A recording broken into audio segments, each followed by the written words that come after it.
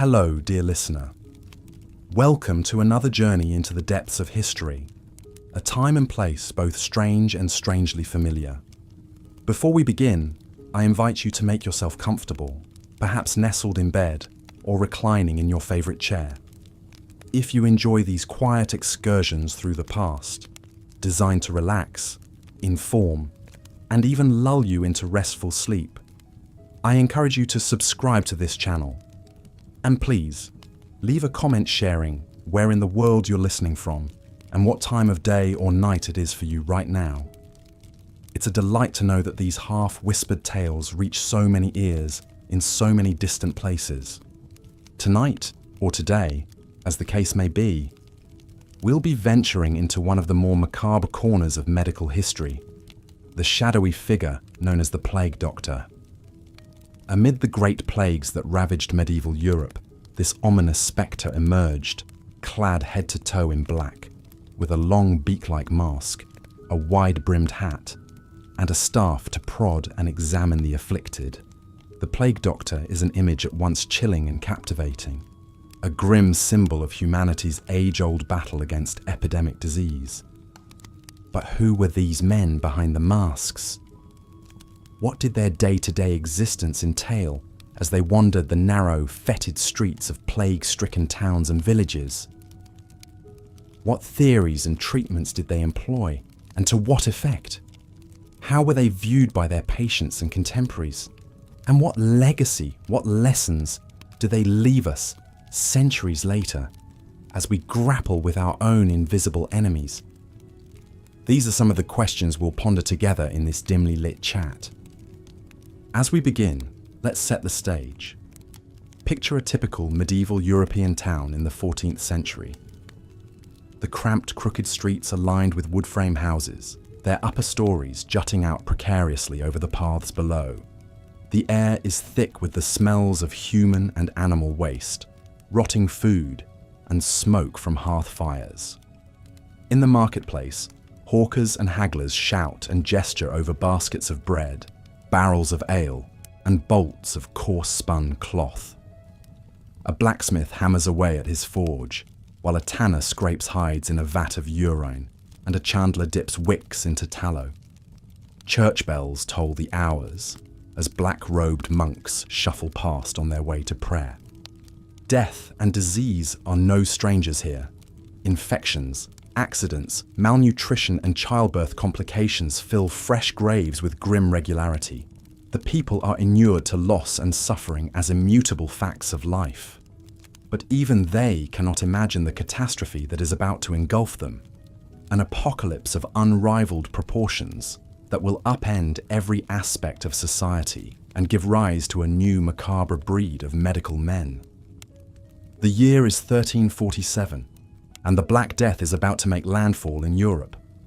Like a dark tide, the pestilence sweeps in from the east, carried on the ships of merchants and marauders. It creeps along trade routes and caravan trails, clings to the hooves of horses and the hems of cloaks. From the shores of Italy and France, it surges across the continent in wave after relentless wave. The populations of whole regions are decimated, cut down like stalks of wheat before a scythe. In Siena, 80,000 perish in the span of just 6 months. Florence loses 60% of its citizens. England and Wales, half their inhabitants. Before it runs its course, as many as 200 million lives will be claimed across Europe, Asia, and Africa. An unfathomable toll. The social and psychological scars will linger for generations. Medieval medicine, for all its celebrated universities and learned treatises, is woefully unequipped to combat this menace. It is an ancient art, passed down from the Greeks and Romans, still rooted in the idea of balancing the 4 cardinal humours: blood, phlegm, yellow bile, and black bile. Sickness, physicians believe, arises from an excess or deficiency of these vital fluids. But how to correct such an imbalance when the very air seems pestilent, when noxious miasmas seep into the pores and corrupt the lungs with every breath? At first, the traditional healers, the monks and mediciners do what they can. They prescribe their usual regimens, purifying infusions, bloodletting, induced vomiting, cupping and scarification. When these fail, as fail they must, they turn to increasingly desperate measures. Sufferers are bled until they swoon. Leeches are applied by the hundreds. Poultices of onion and vinegar, arsenic and mercury are pressed onto weeping buboes. In some towns, great bonfires are lit in the streets to drive out the foul airs, while in others, pigs are led through the alleys in the belief that they will absorb the pestilence, all to no avail. The plague spreads inexorably, leaping from house to house, parish to parish, unhindered by rank or piety or good intentions. King Alfonso XI of Castile succumbs, as does the daughter of the English king, Edward III. In Avignon, the seat of the Pope, over half the cardinals perish. Whole monasteries fall silent as their inhabitants are entombed within. As fear and despair mount, a dark undercurrent of suspicion takes hold. Someone, something, must be to blame for this calamity. Surely it is a punishment from God, a scourging of humanity for its manifold sins. Or perhaps there is a more earthly culprit, a human hand behind the horrors. Rumours circulate of Jews poisoning wells, of lepers and beggars spreading contagion for spite. Pogroms and witch hunts flare up, adding to the unfolding tragedy. Amidst this chaos, the plague doctor makes his first appearance. With the established medical authorities overwhelmed and traditional treatments proving futile, city governments begin hiring these specialized practitioners on short-term contracts to attend to the infected. Many are young physicians just starting their careers, driven by a mix of civic duty, scientific curiosity, and economic desperation. Others are barber surgeons, apothecaries, or even laymen with no medical training at all, lured by the promise of steady pay in a time of upheaval. Perhaps the most famous origin story concerns one Charles Delorme, a 17th century French physician in service to the royal court. Delorme is often credited with inventing the iconic plague doctor outfit, though in truth, similar protective garments had been in use for hundreds of years prior. Nonetheless, his design became the archetype, the one immortalized in countless woodcuts and engravings, and still instantly recognizable today. Picture, if you will, this uncanny figure, clad head to toe in heavy black oilcloth, the fabric stiff and glossy and reeking of wax. Beneath a wide-brimmed leather hat, a mask with glass eye openings, and a long, beak-like protrusion juts out, stuffed with straw, herbs, and spices to filter the air. The hands are encased in thick leather gloves, the feet in tall boots, and in one hand, a slender wooden cane, used to examine patients from a safe distance. Imagine this spectral shape looming in your doorway as you lay fevered and writhing on a sweat-soaked cot. The moans of your family echoing from the next room. The stench of sickness and death inescapable.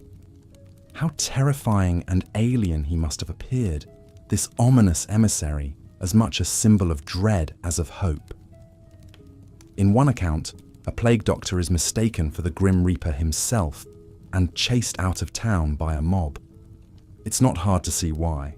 Yet beneath the oilcloth and behind the glass eyes were very human, very frightened men.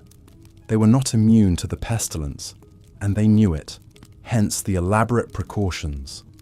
Many did it out of a sense of duty, feeling, as one surgeon wrote, that honor and conscience obliged them to lend their aid to the individuals and the people who had paid for and nourished their studies. Others, less altruistically, were drawn by the promise of generous wages in a destabilized economy. Some plague doctors made small fortunes, charging exorbitant fees to desperate towns. Others took bribes from bereaved families to falsify death certificates, marking the plague's victims as casualties of more mundane illnesses, so they could be given proper burials rather than tossed ignominiously into mass graves. Of course, many paid the ultimate price themselves, succumbing to the contagion, and adding their own corpses to the growing piles. So what did a typical day entail for these enigmatic figures? For some, the grim routine began even before dawn, with a visit to the plague pits, those ghastly trenches where the dead were heaped like cordwood.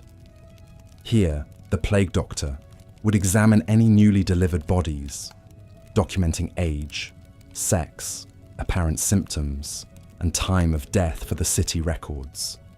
He would also oversee the body carriers, the night soil men tasked with hauling away the pestilent remains.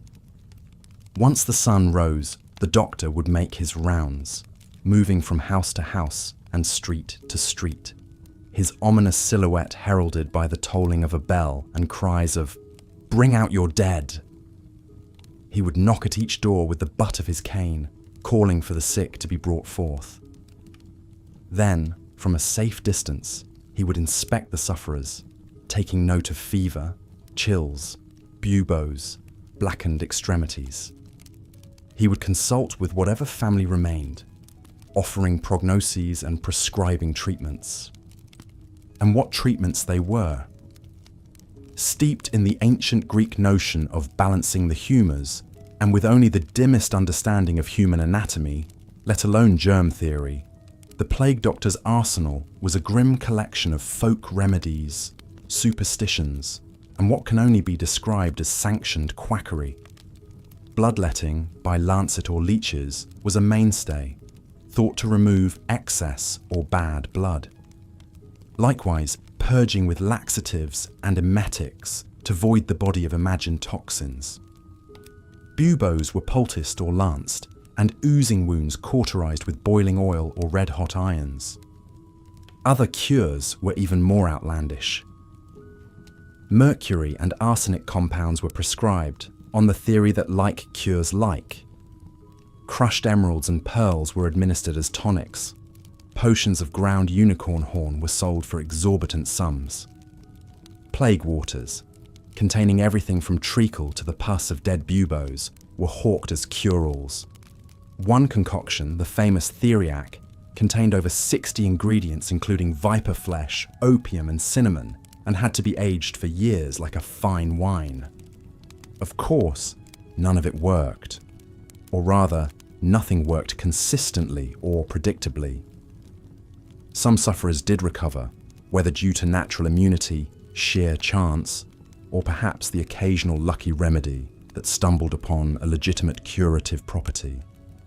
But the vast majority succumbed, their agonies compounded by the ministrations of their masked attendants. Yet the plague doctors soldiered on, driven by duty, desperation, or delusion. They sustained themselves however they could, some with drink or opium, others with gallows humour or grim fascination at the bodily ravages they witnessed. A rare few, like the Italian poet-physician Michele Savonarola, found solace in writing, leaving behind harrowing accounts of their experiences.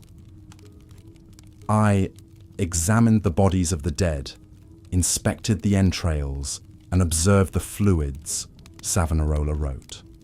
I opened many corpses. I did not fear death. I served the sick with constancy, and I learned much from these cases. Among the ranks of these dark angels were a few figures who achieved a measure of renown, or at least notoriety, in their own time. Perhaps the most famous was Nostradamus, the French astrologer and reputed prophet who began his career as a plague doctor in the 1520s. For years he tended to the stricken in Provence, allegedly pioneering a rose pill of his own devising, the ingredients of which are now lost. While some hailed him as a miracle worker, others accused him of sorcery and Satanism. Ultimately, Nostradamus left medicine behind to devote himself to the occult arts for which he is now remembered. Another notable figure was Paracelsus, the Swiss-German philosopher and physician who rejected the traditional humoral theories in favour of a more alchemical approach. Paracelsus saw the plague as a poison that could be countered with other poisons, including mercury and arsenic. He also championed the use of opium to relieve suffering, a practice that earned him both praise and condemnation. Though he himself succumbed to the plague in 1541, Paracelsus's ideas helped to challenge the stale orthodoxies of medieval medicine. Lesser-known plague doctors made their marks in other ways. There was John of Burgundy, who published a widely read treatise on the epidemic, advising a regimen of bleeding, purging, and the application of a live chicken to draw out the pestilence. There was Thomas Fairford, an Englishman who claimed to have cured hundreds with a nostrum made of honey, treacle, and the scrapings of human skulls. And there was Michel de Nostradam, not to be confused with the aforementioned Nostradamus, who attained a sort of grim celebrity for his flamboyant costume, which featured red leather boots and a cloak embroidered with scorpions and magical symbols. As the plague finally began to loosen its grip in the late 17th century, the figure of the plague doctor gradually faded from the scene. Their services were no longer in such desperate demand, and many of their more outlandish remedies were coming under increasing scrutiny and ridicule from a new generation of empirically minded physicians. Some, like Nostradamus, reinvented themselves in other lines of work. Others simply retired on their earnings or faded into obscurity. But the plague doctor was not to be forgotten. He had seared himself into the popular imagination, becoming a stock character in folklore, literature, and art. In the Danse Macabre and other Memento Mori works, he appeared as a skeletal figure leading the doomed in their final procession. In the drawings of Albrecht Dürer and the woodcuts of Hans Holbein, he loomed as a dark messenger, a spectre of dread and fascination. Writers and poets seized on his eerie mystique as well. Boccaccio featured a plague doctor character in his Decameron, as did Defoe in A Journal of the Plague Year. Edgar Allan Poe invoked the Mask of the Red Death in his famous story. More recently, the video game Assassin's Creed featured a plague doctor villain, while Japanese manga and anime have reimagined the character as a kind of gothic superhero. For all this darkly romantic appeal, it's worth pausing to consider the real human tragedy behind the plague doctor's macabre iconography. These were men confronting a horror of unimaginable scale, armed with little more than pseudoscience, superstition, and a hideous costume. That some acted out of noble self-sacrifice and others out of crass opportunism is perhaps less revealing than the fact that, in the face of such overwhelming calamity, human beings responded with the same mix of altruism and avarice, curiosity and terror, reason and raving that we always have. If there is a lesson to be drawn from the plague doctor's grim visage, perhaps it is simply this: that in times of crisis, people will always grasp for whatever certainty they can, however illusory or ill-conceived. They will place their faith in shamans and showmen, in folk cures and old wives' tales, in prayer and portent and desperate quackery. And sometimes, in their confusion and despair, they will lash out at convenient scapegoats, seeing in the other the spectres of their own dread. It's a lesson we might take to heart in our own era of pandemic anxiety and cultural unease. When confronted with the uncanny and implacable, the perils both microscopic and ineffable, how do we arm ourselves? With science, with reason, with compassion and cool-headed resolve? Or do we, too, reach for the nostrums and talismans, the face masks and funny hats, the seductive certainties of a simpler age? As we lie in repose, letting these questions drift and disperse like the imagined miasmas of medieval streets, we might just detect the faint rattle of the plague doctor's cane, that hollow memento mori tapping at the door of history, warning of the perils of forgetting, and inviting us always to reckon with our fragile humanity. From this snug vantage, across the centuries and yet not so very far at all, the plague doctor keeps his eternal vigil, a grim reminder, and perhaps, in his own strange way, a guardian and guide. And with that, dear listener, we will draw this darkly dreamy discourse to a close. As always, I invite you to reflect on what you've heard, to follow the threads of your own curiosity into the dim-lit corners of history, and to share your thoughts with me and your fellow listeners. If this chronicle of the Plague Doctor has piqued your interest or stirred your imagination, I encourage you to visit the sources in the description to learn more. Part 6. Profiles of Notable Plague Doctors. The life of a plague doctor was one of grim duty and ceaseless toil. To most, they were faceless figures, clad in black, their identities concealed behind beaked masks. But some of these daring men left deeper marks on history, becoming legends in their own right. One such figure was Michel de Nostradam, better known as Nostradamus. Long before he rose to fame as an astrologer and supposed prophet, the young Frenchman worked as a plague doctor in the 1520s. Trained in the medical arts at the University of Montpellier, he travelled through Provence, treating the sick with unorthodox methods like bloodletting, herbal remedies, and fastidious hygiene. While his efforts likely had little effect, he cultivated an early reputation as a compassionate and dedicated healer. Another iconic plague doctor was the infamous Dr. Schnabel of Rome, whose terrifying likeness was captured in a 17th century engraving by German artist Paul Fürst. The image, titled Dr. Beak from Rome, shows a gaunt figure clad head to toe in black, wearing a wide-brimmed hat and clutching a long cane.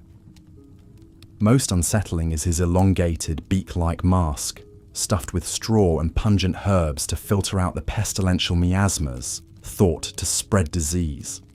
According to legend, Schnabel lured the plague out of Rome like a Pied Piper, leading the Black Death away with his echoing cries of "I am the Plague Doctor." Less theatrical, but more influential, was the 14th century French physician John of Burgundy. In the midst of the Black Death, John published a widely read treatise on the epidemic, the cure and prevention of the pestilence. His prescriptions blended Galenic medicine with folk remedies and religious rituals. He promoted bloodletting, purging, and the use of theriac, a cure-all concoction that typically included viper flesh, opium, and up to 80 other ingredients. John also stressed the importance of prayer, penitence, and pilgrimage to ward off the plague, which he attributed to a triple conjunction of Saturn, Jupiter, and Mars. While John's remedies had little effect on the implacable bacterium behind the plague, his writings shaped the medieval medical response to the greatest health crisis in European history. These notable plague doctors, from the famous to the forgotten, shared a common purpose: to minister to the sick and dying in times of unspeakable horror. They confronted the Black Death with the limited tools and knowledge of their time, often at great personal risk. Some, like Nostradamus, went on to greater fame in other pursuits. Others, like Dr. Schnabel, became enduring symbols of the plague's terror. And still others, like John of Burgundy, left a lasting mark on medieval medicine, for better or worse. While the efficacy of their treatments was doubtful, their bravery and determination in the face of a pitiless foe remains a testament to the timeless resilience of the human spirit. Part 7. The Plague Doctor in Art and Literature. As the Black Death raced across medieval Europe, it left a grim imprint on the arts and culture of the time. Few images better captured the morbid spirit of the age than the Plague Doctor, with his ominous beaked mask, black robes, and aura of death. This chilling figure soon became a stock character in medieval and Renaissance art, appearing in manuscript illustrations, woodblock prints, and haunting oil paintings. One of the most famous artistic representations of the Plague Doctor can be found in the Danse Macabre, or Dance of Death. This allegorical genre, which emerged in the 15th century, depicts the universality of death, showing skeletons and corpses leading people from all walks of life in a grim procession to the grave. In many Danse Macabre artworks, the plague doctor is shown joining the morbid dance, his beaked mask and black robes making him almost indistinguishable from the grinning skeletons. Another iconic plague doctor image appears in Peter Bruegel, the Elder's 1562 painting, The Triumph of Death. This nightmarish vision shows an army of skeletons laying waste to a blighted landscape, slaughtering peasants and nobles alike. In the center of the canvas, a gaunt plague doctor examines a dying man, his beak-like mask giving him the appearance of a monstrous bird of prey. The painting captures the helplessness and despair of a society overwhelmed by death, with the plague doctor as a grim avatar of the age. The plague doctor also stalked the pages of medieval and Renaissance literature. In Giovanni Boccaccio's 1353 masterpiece, The Decameron, a group of young Florentines flee the Black Death by hiding out in a villa and telling each other stories. Several of these tales feature plague doctors, portrayed as either helpless charlatans or heartless profiteers. In one memorable scene, a plague doctor refuses to treat a dying man unless he is paid in advance, only to be tricked out of his fee by the quick-witted victim. Plague doctors also haunt the works of later writers, from Daniel Defoe's A Journal of the Plague Year to Edgar Allan Poe's The Masque of the Red Death. In Defoe's 1722 novel, based on accounts of the 1665 Great Plague of London, the narrator encounters several plague doctors, depicting them as brave but ultimately futile figures, overwhelmed by the sheer scale of the epidemic. In Poe's 1842 short story, a mysterious figure in a mask like the countenance of a stiffened corpse crashes a masquerade ball, bringing the plague to a group of decadent revelers. The imagery evokes the classic plague doctor, a grim reaper in beaked mask and black robes. From the medieval Danse Macabre to the works of Poe, the plague doctor endured as a potent symbol of humanity's helplessness in the face of death. In a world where medicine was powerless against the ravages of plague, this ominous figure represented both hope and despair, a dark angel offering cold comfort to the suffering. Today, the plague doctor remains an iconic image, a chilling reminder of a time when death stalked the streets and no one, from peasant to prince, was safe from its icy grasp. Part 8. The Decline of the Plague Doctor. As the great wave of the Black Death receded in the late 14th century, Europe slowly began to recover from the devastation. But the spectre of plague lingered, with periodic outbreaks flaring up over the next 300 years. Throughout this time, plague doctors remained on the front lines of the medical response, their eerie beaked masks and black robes, a chilling reminder of the ever-present threat. However, as the 17th century dawned, the practice of specialized plague doctors began to wane. The great pandemics of the medieval period gave way to more localized outbreaks, and many cities no longer felt the need to maintain dedicated plague doctors on the payroll. At the same time, the intellectual winds of the Renaissance and the scientific revolution were sweeping away old ideas about medicine and disease. One key figure in this transition was the Swiss physician Paracelsus, who rejected the ancient Greek theory of the four humours that had long underpinned medieval medicine. Paracelsus argued that diseases had specific causes rather than being the result of general imbalances in the body. He also promoted the use of chemical remedies and mineral baths rather than the traditional bloodletting and purging favoured by plague doctors. As these new medical ideas spread, the old ways of the plague doctors came under increasing scrutiny. Many of their treatments, such as applying mercury ointments or inducing vomiting with hellebore, were now seen as ineffective at best and harmful at worst. The plague doctor's signature beak mask, once thought to protect against pestilential miasmas, was now ridiculed as a useless relic of a bygone age. Yet, even as their methods were discredited, plague doctors continued to ply their trade in some parts of Europe. In the 17th and 18th centuries, outbreaks of plague still occasionally struck cities like Marseille, Messina, and Moscow. In these times of crisis, local authorities still turned to the familiar figure of the plague doctor with his beaked mask and black robes to tend to the sick and dying. One of the last known plague doctors was Jean-Jacques Poutot, who served in Marseille during the Great Plague of 1720. Poutot was a distinguished surgeon who had studied under the famed anatomist Guillaume Desnoues. When the plague struck Marseille, Poutot donned the traditional plague doctor's garb and worked tirelessly to treat the sick, earning widespread praise for his dedication and skill. However, Poutot's success was the exception rather than the rule.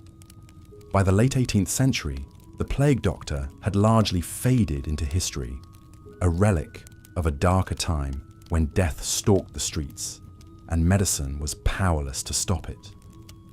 The last recorded appearance of a plague doctor in Europe was in 1819, during an outbreak of cholera in Cephalonia, Greece. After that, the beaked mask and black robes of the plague doctor were consigned to the realm of history and legend. Today, the plague doctor lives on mainly as a haunting image in art and literature, a symbol of the grim realities of life in a time before modern medicine. In an age of antibiotics and vaccines, it is hard to imagine the terror and despair that gripped medieval Europe during the Black Death, but the plague doctor remains a chilling reminder of a time when death was always just a breath away and humanity struggled to find hope in the face of an implacable foe. Part 9. Evaluating the plague doctor's legacy. Looking back from the vantage point of the 21st century, it is easy to dismiss the medieval plague doctor as a hopeless quack, peddling futile remedies in the face of an unstoppable disease. And indeed, it is true that many of their treatments, from bloodletting to mercury ointments, did little to stem the tide of the Black Death. Some plague doctors were undoubtedly charlatans or profiteers, exploiting the desperation of a society in crisis for personal gain. Yet to simply write off the plague doctor as a historical curiosity or a cautionary tale would be to miss the deeper significance of their legacy. In a time of unimaginable horror and suffering, these brave men and women stepped forward to confront an enemy that no one understood and few could escape. They did so with little knowledge of the true nature of the disease they faced, armed only with the limited tools and theories of medieval medicine. In this sense, the plague doctor can be seen as a symbol of human resilience and compassion in the face of overwhelming adversity. At a time when many were understandably tempted to flee or hide from the contagion, the plague doctor chose to stay and fight, often at great personal risk. They tended to the sick and dying, offering what comfort and solace they could, even if their treatments were largely ineffective. Moreover, while the plague doctor's methods may have been misguided by modern standards, they represented the best medical knowledge of their time. The theory of the four humours, which held that disease was caused by imbalances in the body's fluids, had been the foundation of Western medicine since the days of Hippocrates. The plague doctor's signature beak mask, stuffed with sweet herbs to filter out bad air, was a logical extension of the prevailing miasma theory of disease. In this light, the plague doctor can be seen as a forerunner of the modern medical professional, bravely confronting the great health crises of their age with the tools and knowledge available to them. Just as today's doctors and nurses have battled COVID-19 with ventilators and experimental vaccines, the plague doctors of old fought the Black Death with leeches and poultices, doing the best they could in the face of a terrifying unknown. Of course, the plague doctor was not a perfect hero. Like all human beings, they were a product of their time, with all the flaws and limitations that entailed. Some undoubtedly used their position for personal enrichment or power, exploiting the suffering of others for their own gain. And their reliance on superstition and folk remedies undoubtedly caused harm to many of their patients. But to focus solely on these flaws would be to miss the larger picture.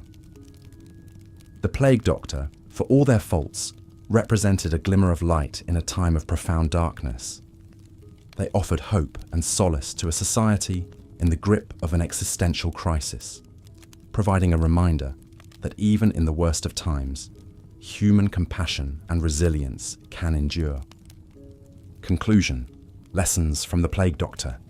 In the end, perhaps the most enduring legacy of the medieval plague doctor is the lessons they offer for our own time. In an age of global pandemics, climate change, and social upheaval, the spectre of the plague doctor looms large, a reminder of the fragility of human life and the limits of our control over the natural world.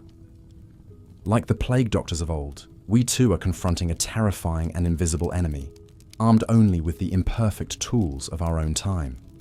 And like them, we have seen the best and worst of human nature in the face of crisis, from acts of selfless heroism to the spread of misinformation and the exploitation of fear for personal or political gain. Yet the story of the plague doctor also offers hope. It reminds us that even in the darkest of times, there are always those who will step forward to serve and protect their fellow human beings. It shows us that progress is possible, even in the face of overwhelming odds, and that the pursuit of knowledge and understanding can light the way through the darkness. Perhaps most importantly, the legacy of the plague doctor reminds us of the enduring power of human compassion and resilience. In a world that can often seem cold and indifferent to our struggles, the plague doctor stands as a symbol of our capacity to care for one another, even in the face of unimaginable suffering and loss. As we confront the great challenges of our own time, we would do well to remember the lessons of the plague doctor, to embrace science and reason, while also recognizing the limits of our knowledge, to act with courage and compassion, even in the face of fear and uncertainty, and to never lose sight of our shared humanity, even in the darkest of times.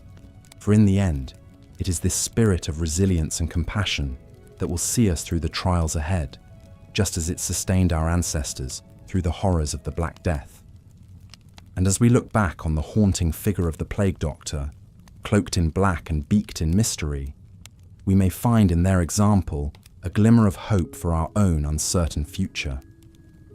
So let us honor the legacy of the plague doctor, not as a relic of a bygone age, but as a timeless reminder of the best and worst of human nature.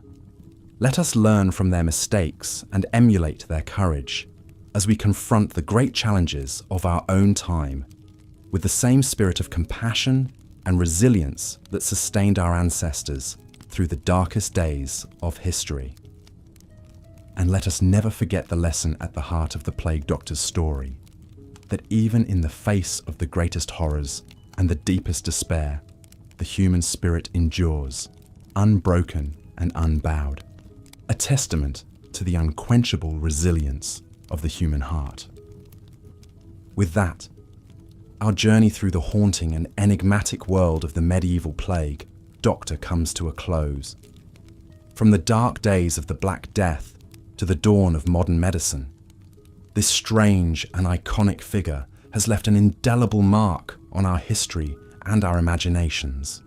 May their legacy endure, not as a grim reminder of a bygone age, but as an enduring symbol of the human capacity for courage, compassion, and resilience in the face of the darkest of times.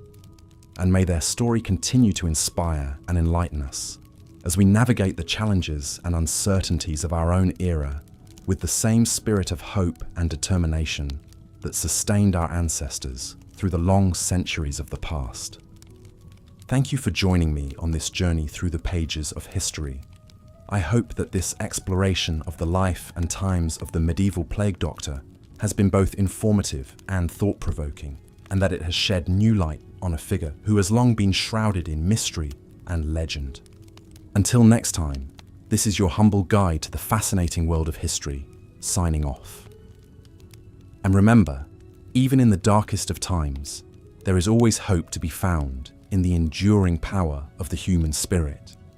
Part 6. profiles of notable plague doctors. Among the ranks of plague doctors, a few intriguing individuals left a mark on history that endures to this day. Perhaps the most famous is Michel de Nostradam, better known as Nostradamus.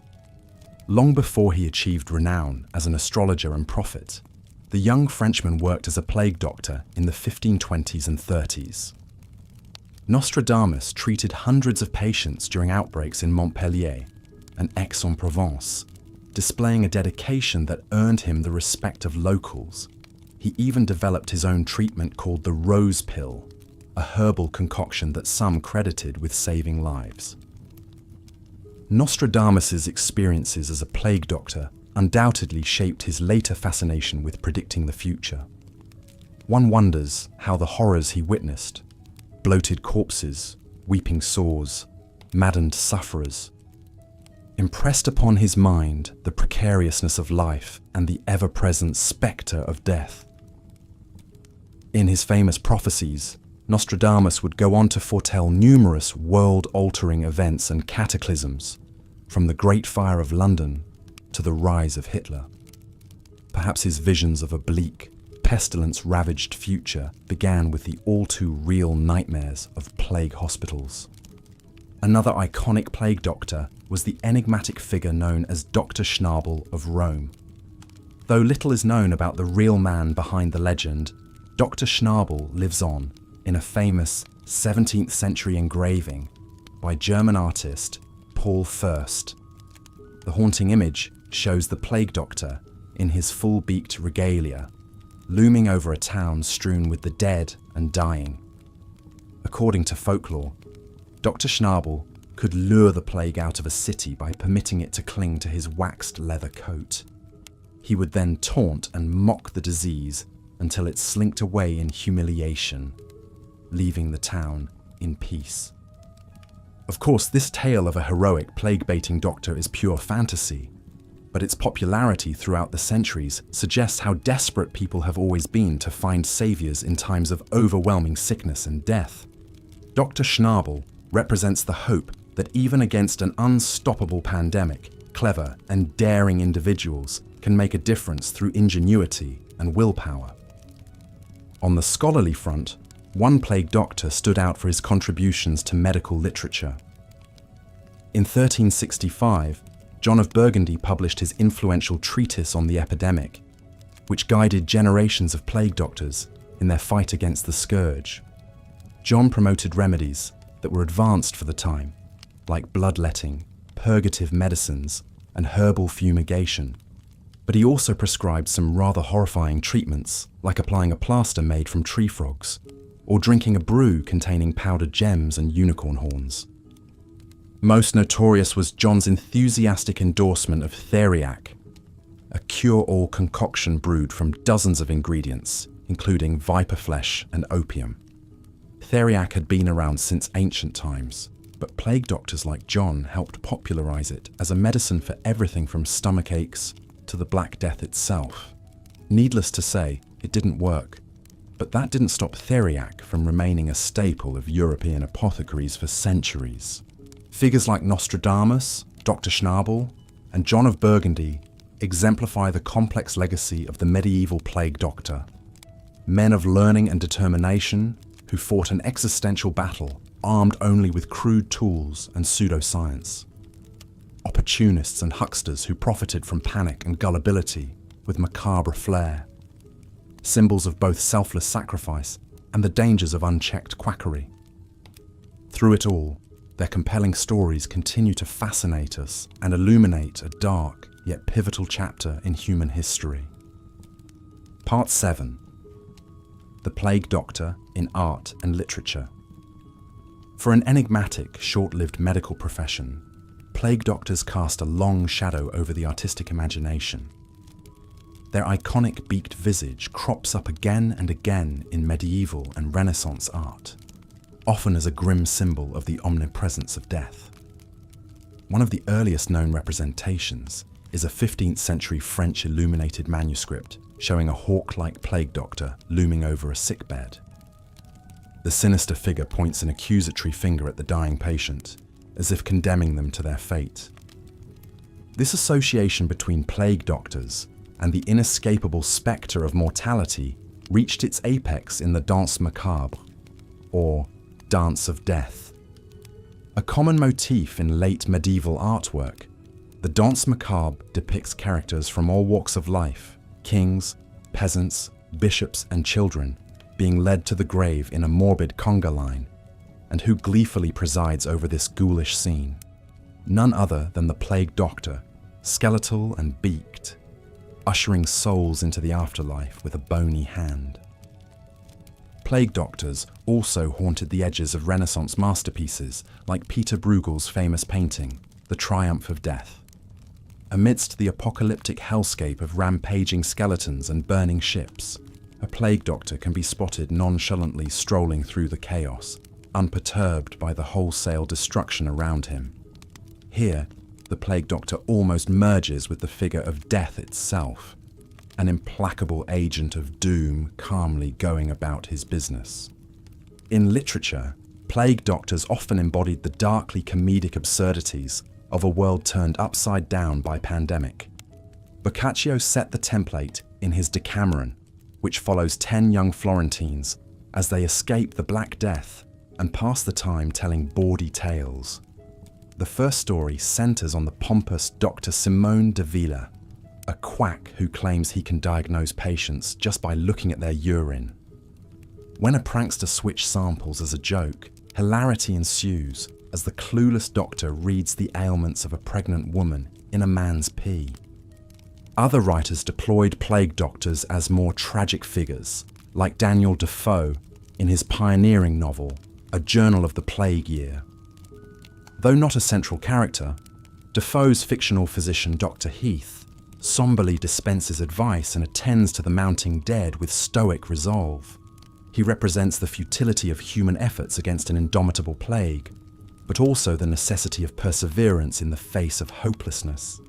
The image of the plague doctor reached its most romantic and macabre zenith in the works of Edgar Allan Poe. Poe name-dropped plague doctors in several tales, most famously in The Mask of the Red Death. In this story, Prince Prospero and his nobles attempt to seal themselves off from a hideous pestilence in a Gothic abbey. At a climactic masquerade ball, a mysterious guest arrives dressed in funeral robes and a bloody beaked mask, the Red Death incarnate as a plague doctor. One by one, the horrified revelers succumb to the disease, realizing too late that death comes for us all. From medieval manuscripts to the genius of Poe, plague doctors endure in our artistic memory because they so hauntingly fuse the identities of healer and harbinger of doom. With their ominous garb and prophetic presence, plague doctors have always been ready-made metaphors for the allure and terror of mortality. Even today, they remain a visual shorthand for our deepest fears of contagion, isolation, and the unknown. Part 8. The Decline of the Plague Doctor. As the cataclysmic waves of the Black Death receded in the late 17th century, so too did the sight of plague doctors stalking the streets of Europe's cities. The practice of contracting specialized physicians to treat plague victims faded as major outbreaks became more infrequent and advances in sanitation gradually reduced the severity of the disease. By the dawn of the Enlightenment, plague doctors had largely vanished from the medical landscape, relegated to the realm of memory and myth. Several factors contributed to the decline of the plague doctor. One was simply a drop in demand as the plague itself became less of an existential threat. Bubonic plague remained a deadly problem well into the 19th century, particularly in Eastern Europe and the Ottoman Empire. But it no longer triggered the same level of all-encompassing panic and social breakdown that had defined the medieval experience. As plague evolved into more of a persistent nuisance than a civilization killer, the need for dedicated plague fighters diminished. At the same time, the intellectual tides were turning against many of the core beliefs and practices of the plague doctor tradition, the ancient Greek concept of humoral medicine, which had dominated Western medicine for centuries, was increasingly discredited by new scientific ideas in the 16th and 17th centuries. Reformers like Paracelsus and Vesalius challenged the notion that disease resulted from imbalances in bodily fluids, instead proposing chemical and anatomical explanations. As this new empirical approach took hold, many scholars began to question the value of plague doctors' traditional remedies like bloodletting, forced purgation, and toxic medicines like mercury and arsenic. In 1665, the English physician Nathaniel Hodges published a scathing treatise on the plague, dismissing the ignorant plague doctors and their methods as useless at best and fatal at worst. For Hodges, the way to fight epidemics was not beaked masks and leeches, but observation, quarantine, and good hygiene. Of course, the plague doctor didn't disappear overnight. In some parts of Europe, particularly areas frequently ravaged by Ottoman armies and their pestilential baggage trains, plague doctors remained a fixture well into the 1700s. In 1720, a Russian plague doctor was reportedly beaten to death by an angry mob who thought his fumigation rituals had unleashed demons upon their village. But by the Napoleonic era, the plague doctor was essentially extinct, more likely to be seen as a character at a costume ball than on an actual battlefield with disease. The beak doctor persisted as a visual symbol of past pandemics, of misguided medical practices, of the thin line between life and death.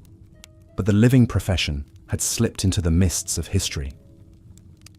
This demise reflects the broader trend away from specialized crisis doctors and towards more formalized, institutionalized medicine in the modern era. In their time, plague doctors represented a medical emergency response system, hired on short-term contracts to handle sudden disease flare-ups. But as governments developed standing public health bureaus and hospitals became permanent fixtures in every major city, the lone plague doctor was replaced by an entrenched medical infrastructure. Still, the disappearance of the plague doctor left a void in the European imagination. For centuries, this ominous figure had been the human face of epidemic disease, the personal envoy of death itself.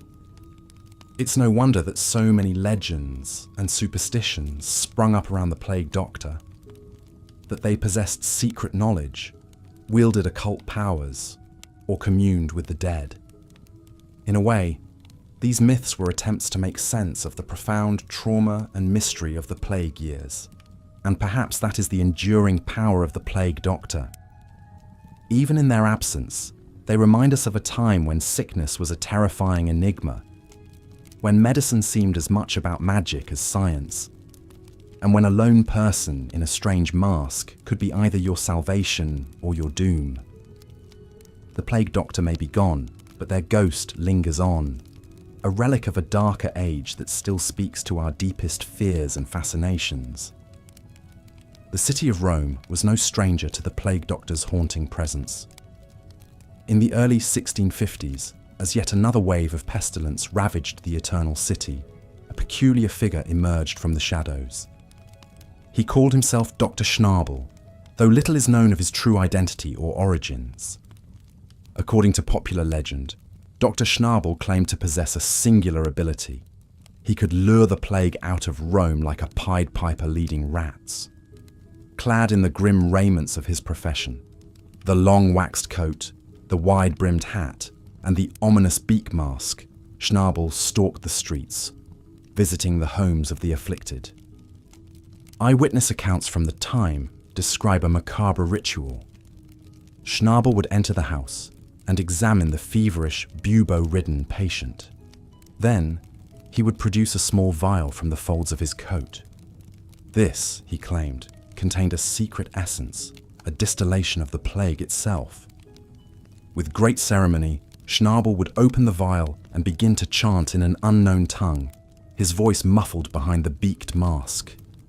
The essence, he said, would draw the pestilence out of the victim's body and back into the vial. He would then stopper the container, sealing the disease inside. Night after night, Schnabel repeated this grim performance, moving from house to house, street to street. As word of his strange practice spread, so too did tales of his success. Some swore that his treated patients recovered at a remarkable rate, that the black boils receded and the fever broke. Of course, in an age of superstition and desperation, rumours took on a life of their own. There were darker whispers as well, that Schnabel was a sorcerer, that his essence was a witch's brew, that he'd made a pact with the devil himself. As the epidemic began to wane, Dr. Schnabel vanished from the streets as suddenly as he'd appeared.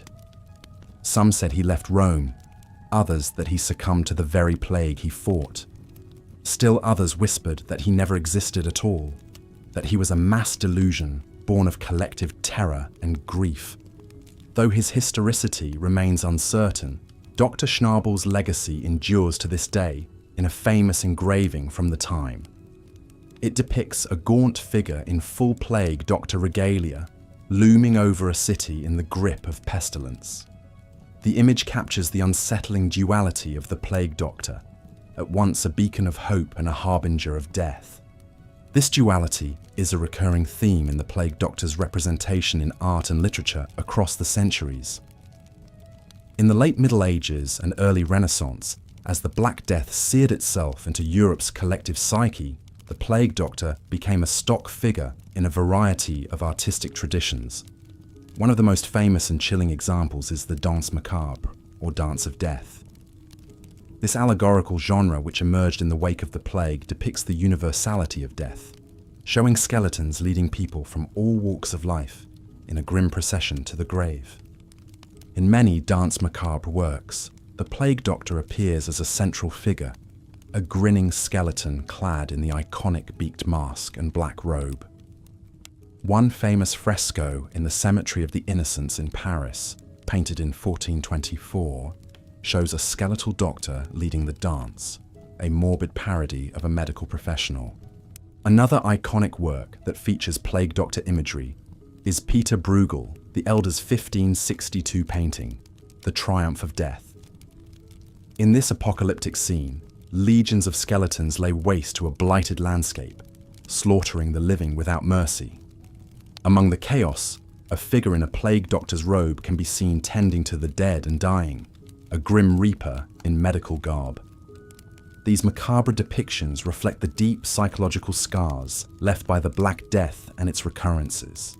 For medieval and Renaissance Europeans, the plague doctor became a symbol of mortality itself, a spectre of the omnipresent threat of pestilence. This symbolism carried over into literature as well. In the 14th century, Italian author Giovanni Boccaccio wrote The Decameron, a collection of tales set against the backdrop of the Black Death. In one story, a group of young nobles fleeing plague-ridden Florence encounter a mysterious figure in a black cloak and mask, a clear allusion to the plague doctor. Centuries later, the plague doctor would resurface in the works of Gothic and horror writers. Edgar Allan Poe's 1842 short story, The Mask of the Red Death, features a sinister figure in a funeral shroud and corpse-like mask, an embodiment of the plague itself. While not explicitly a plague doctor, the character draws on the same iconography of death and disease. In more recent times, the plague doctor has been reimagined in everything from steampunk novels to video games, a testament to the enduring power of this macabre symbol. Even in an age of modern medicine, the image of the beaked mask and black robe continues to evoke a primal fear, a reminder of our vulnerability in the face of pandemic. But as the Black Death receded into history and new theories of disease emerged, the practice of the plague doctor began to decline. By the 17th century, the medieval humoral theories that underpinned their treatments were increasingly challenged by new schools of thought. The Swiss physician Paracelsus, considered one of the fathers of toxicology, rejected the idea that disease was caused by an imbalance of bodily fluids. Instead, he proposed that illnesses had specific external causes, paving the way for modern germ theory. Under this new paradigm, the plague doctor's arsenal of bloodletting, purging, and toxic mercury treatments seemed increasingly archaic and ineffective. As outbreaks became less frequent and less severe, the need for specialized plague doctors diminished. By the 18th century, the plague doctor was largely a figure of the past, a relic of a darker age. Some isolated cases of plague doctors being deployed still occurred, particularly in Eastern Europe and Russia, but these were increasingly rare. One of the last recorded instances of a plague doctor in action was during the 1770 to 1772 Moscow plague epidemic. The Russian Empress Catherine the Great, desperate to contain the outbreak, ordered a team of plague doctors to the city to treat the sick and enforce quarantines. But even in this late case, the effectiveness of the plague doctors was limited. Contemporary accounts suggest that many were poorly trained and equipped, and some may have even contributed to spreading the disease through improper handling of patients and bodies. As the Age of Enlightenment gave way to the modern era, the plague doctor faded into the mists of history. Their legacy, however, endured, not as a model of medical efficacy, but as a powerful symbol of human resilience and fallibility in the face of unimaginable catastrophe. Looking back from the vantage point of the 21st century, it's easy to dismiss the plague doctor as a tragic figure, a misguided purveyor of pseudoscience and superstition. And indeed, many of their practices undoubtedly caused more harm than good, inflicting additional suffering on already traumatized patients. Yet at the same time, there is something undeniably noble in the plague doctor's willingness to confront an existential threat head-on, to wade into the epicenter of a crisis armed with little more than faith, folklore, and a sense of duty. In an age when even the causes of disease were shrouded in mystery, these individuals put themselves at immense personal risk in the service of their fellow citizens. In that sense, the plague doctor's story is a very human one, a tale of ordinary people thrust into extraordinary circumstances, struggling to make sense of the senseless, to find order in chaos. Their methods may have been flawed, but their intentions were often admirable, and in their enduring symbolism, the beaked mask, the black robe, the aura of morbid mystery, the plague doctors left an indelible mark on Western culture. They came to represent not just the horrors of disease, but the eternal human struggle against the unknown and the unknowable. It's a struggle that continues to this day. As the COVID-19 pandemic has so vividly demonstrated, we are not so far removed from our medieval ancestors as we might like to believe. We too have grappled with the suddenness of pestilence, the social and economic upheaval, the feelings of helplessness and despair. And like the citizens of the 14th century Florence or the 17th century Rome, we have turned to our doctors and nurses as beacons of hope in the darkness. We've seen them suited up in protective gear, risking their lives on the front lines of an invisible war. In their courage and dedication, we catch a glimpse of the same spirit that animated the plague doctors of old. Of course, our modern medical heroes are armed with science rather than superstition, with ventilators and vaccines rather than bloodletting and beak masks. But the essential human drama remains the same: the struggle to preserve life and dignity in the face of overwhelming odds. In that sense, the story of the plague doctor is not just a morbid curiosity from a bygone age. It's a mirror held up to our own time, a reminder of the fragility of life and the enduring power of the human spirit. As we look back across the centuries, we can see in the plague doctor a reflection of our own fears and hopes, our own strengths and weaknesses.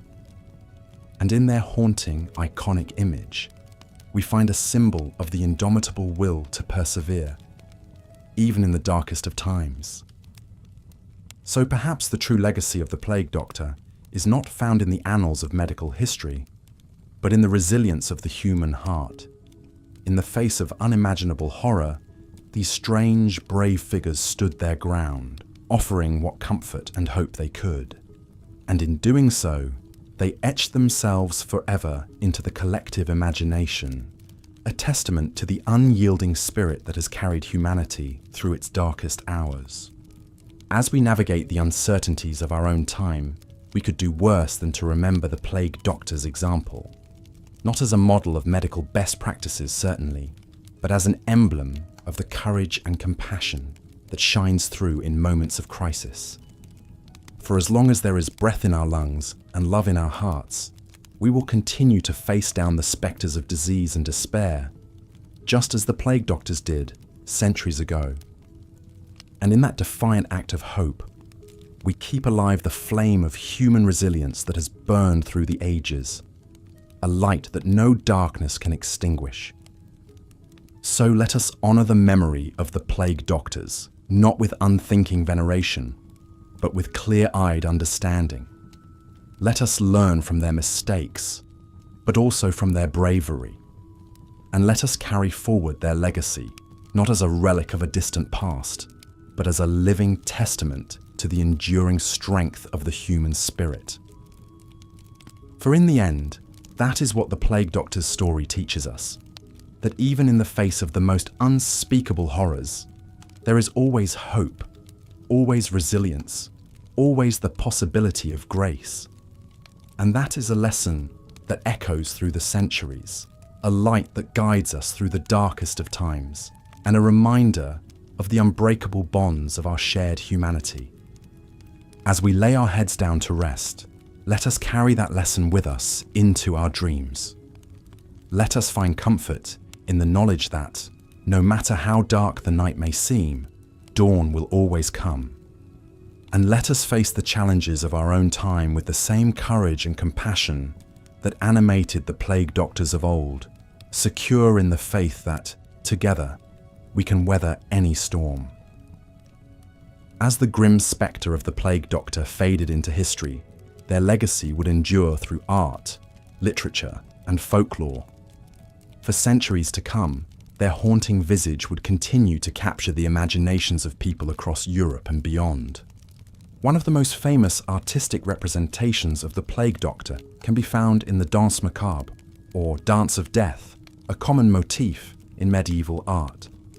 These morbid works, often adorning church walls and cemetery gates, depicted the inevitability of death for people of all social classes. Among the skeletons and corpses, one could often spot the ominous figure of the plague doctor, a reminder of the Black Death's indiscriminate reach. Similarly, the plague doctor appears in the iconic Triumph of Death fresco in the Palazzo Abatellis in Palermo, Sicily. Painted by an unknown artist in the late 15th century, this unsettling masterpiece shows Death himself astride a skeletal horse, wielding a scythe as he tramples people from all walks of life. In the background, a cloaked plague doctor tends to the dying, a grim reaper in his own right. These macabre depictions of plague doctors were not limited to the visual arts. In literature, too, their eerie presence would be felt long after the Black Death had subsided. The Italian poet and scholar Giovanni Boccaccio, who witnessed the plague first-hand in Florence, immortalized the figure of the plague doctor in his masterwork, the Decameron. Published in 1353, this collection of novellas features 10 young Florentines who flee the city to escape the pestilence. In their tales, the plague doctor makes several appearances, often as a symbol of death and despair. Centuries later, the plague doctor would continue to haunt the pages of European literature. In Daniel Defoe's A Journal of the Plague Year, published in 1722, the narrator describes the chilling sight of plague doctors roaming the streets of London. Their beaked masks and waxed leather cloaks a telltale sign of the horrors that awaited within the city's quarantined homes. Even in the 19th century, long after the last major outbreak of bubonic plague in Europe, the spectre of the plague doctor lingered in the Gothic imagination. In Edgar Allan Poe's short story The Masque of the Red Death, a mysterious figure dressed in a blood-spattered robe and mask crashes a masquerade ball, bringing with him the deadly disease. Though not explicitly called a plague doctor, Poe's menacing character bears all the hallmarks of this iconic figure. But while the plague doctor became a staple of art and literature, in the real world, their presence gradually faded away. As outbreaks of plague became less frequent and less severe in the 17th and 18th centuries, the need for specialized plague doctors diminished. At the same time, their methods and cures came under increasing scrutiny from a new generation of medical thinkers. One of the most vocal critics of the plague doctors was the Swiss physician and alchemist Paracelsus. Born in 1493, Paracelsus rejected the traditional Galenic medicine that had dominated Europe for centuries, including the humoral theory that underpinned so much of the plague doctor's work. Instead, he advocated for a new approach based on observation, experimentation, and the use of chemical remedies. Paracelsus dismissed the plague doctors as charlatans and quacks, more interested in collecting their fees than truly helping the sick. Paracelsus's critique was echoed by other medical reformers in the 16th and 17th centuries, such as the French surgeon Ambroise Paré and the English physician Thomas Sydenham. They argued that many of the plague doctor's treatments, like bloodletting and purging, actually weakened patients and made them more susceptible to the disease. As these new ideas gained traction, the practice of hiring specialized plague doctors began to wane.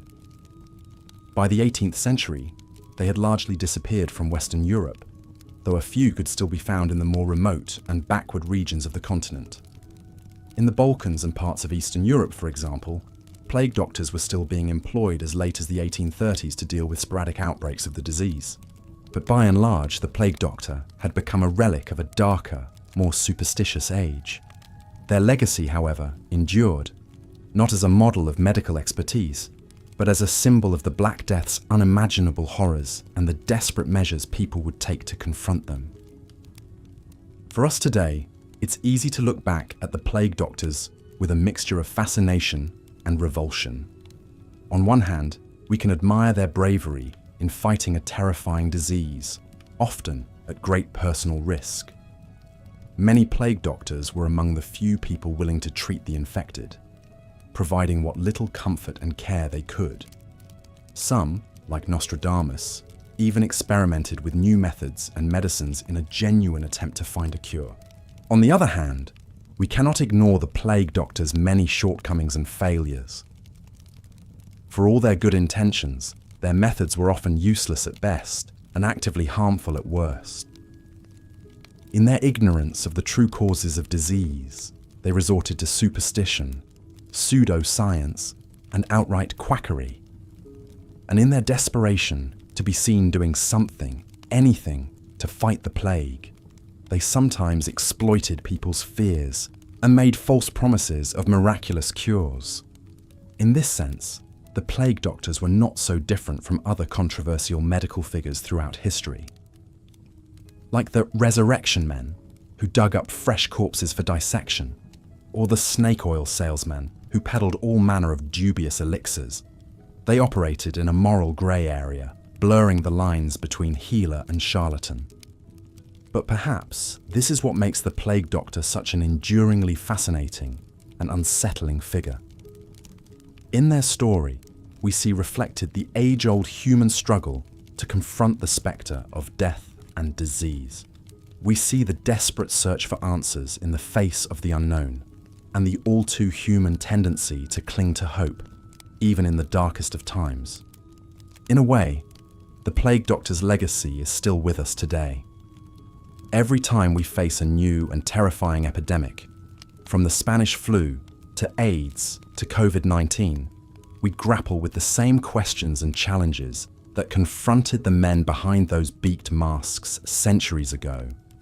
We too must navigate the uncharted waters of a global health crisis, balancing science and superstition, reason and fear, personal risk and public duty.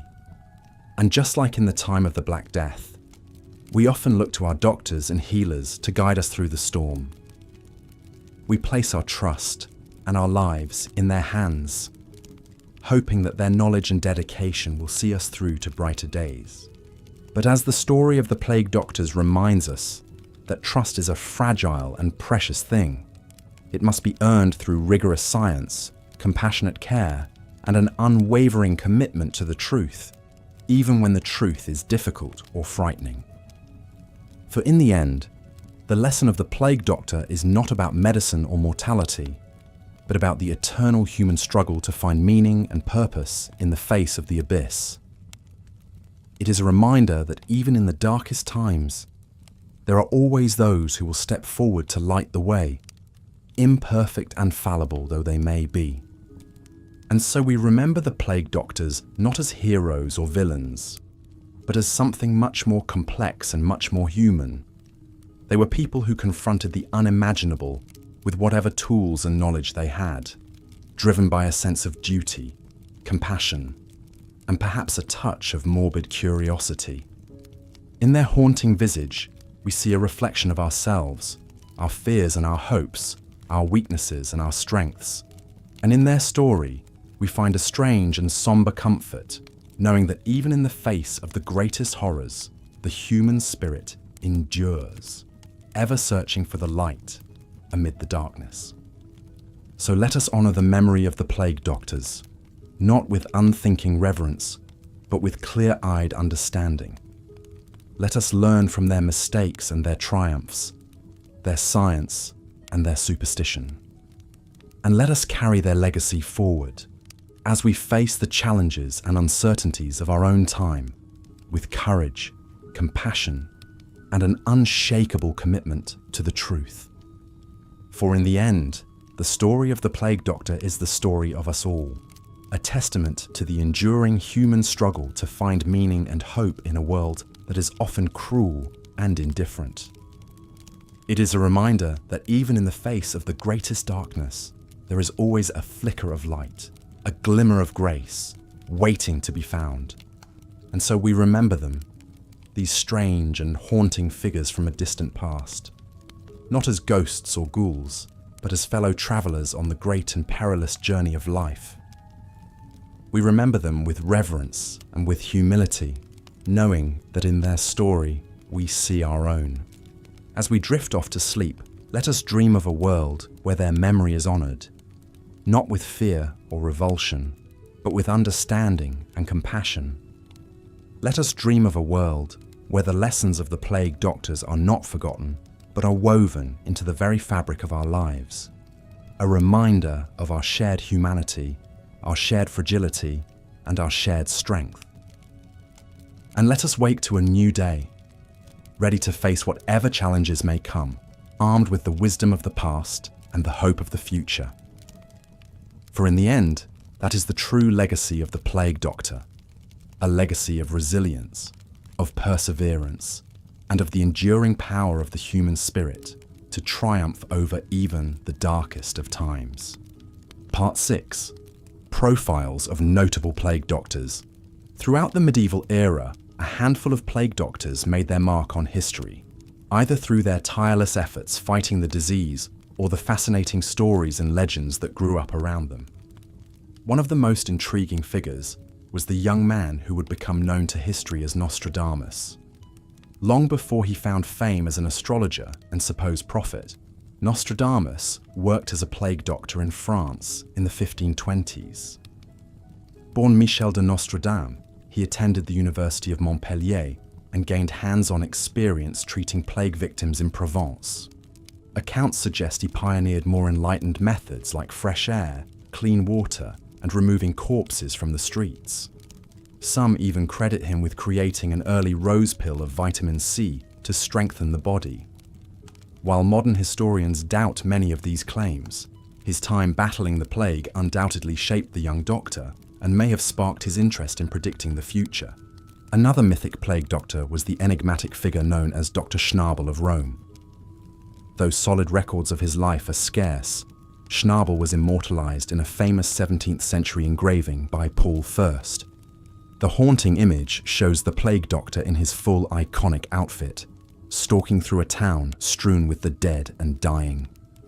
According to legend, Dr. Schnabel was a fearless and inventive plague fighter, willing to try daring and occult methods beyond the standard practices of the time.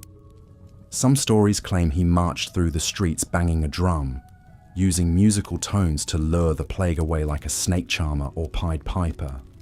Others say he employed alchemical potions, astrological talismans and incantations alongside his lancing of buboes.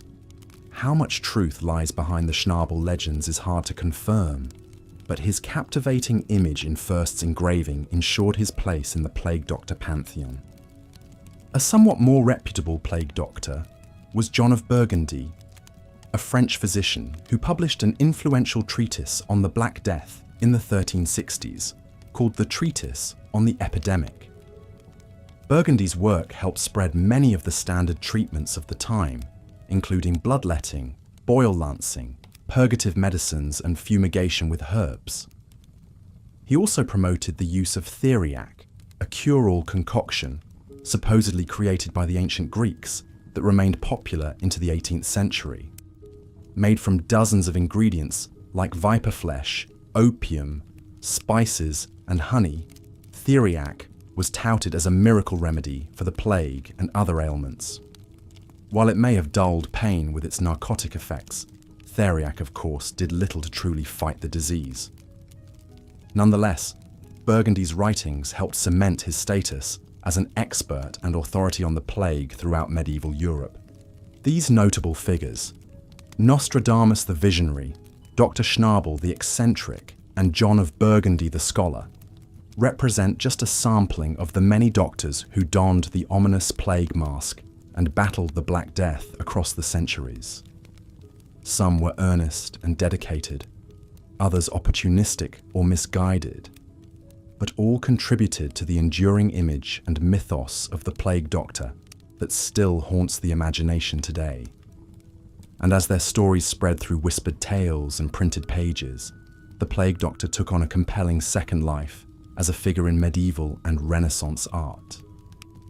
Part 7. The Plague Doctor in Art and Literature.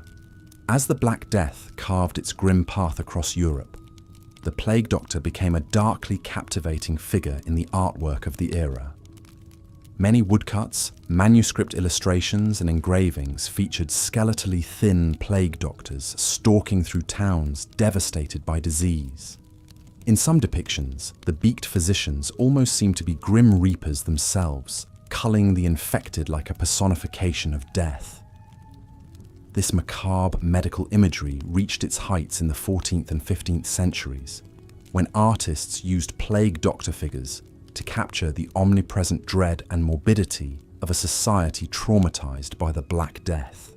One famous example is the Danse Macabre, or Dance of Death, a common medieval artistic motif showing dancing skeletons, corpses and reapers representing the all-conquering power of death. Numerous Danse Macabre works included the skeletal plague doctor joining in death's grisly parade. An anonymous 15th century Italian engraving shows a procession of deceased plague victims following a triumphant, scythe-wielding plague doctor against a bleak landscape. Similar scenes appear in the margins of illuminated manuscripts and the exterior carvings of churches, a reminder to viewers that no one was safe from the plague or the beak-masked doctors that heralded it. The plague doctor's ominous silhouette clearly resonated with artists striving to capture the haunting spirit of those death-saturated times. Plague doctors also endured as a literary figure long after the Black Death's peak in the 14th century. In the 1600s, as later outbreaks still menaced Europe, plague doctors appeared in several famous works.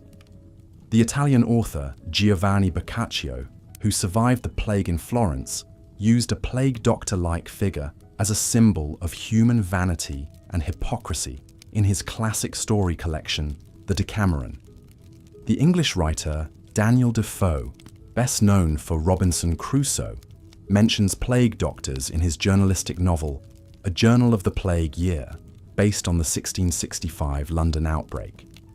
Even the American Gothic master Edgar Allan Poe, writing in the 1840s, employed a plague doctor-like mask in his chilling tale, The Mask of the Red Death, in which a mysterious cloaked figure brings a plague to a debauched masquerade ball.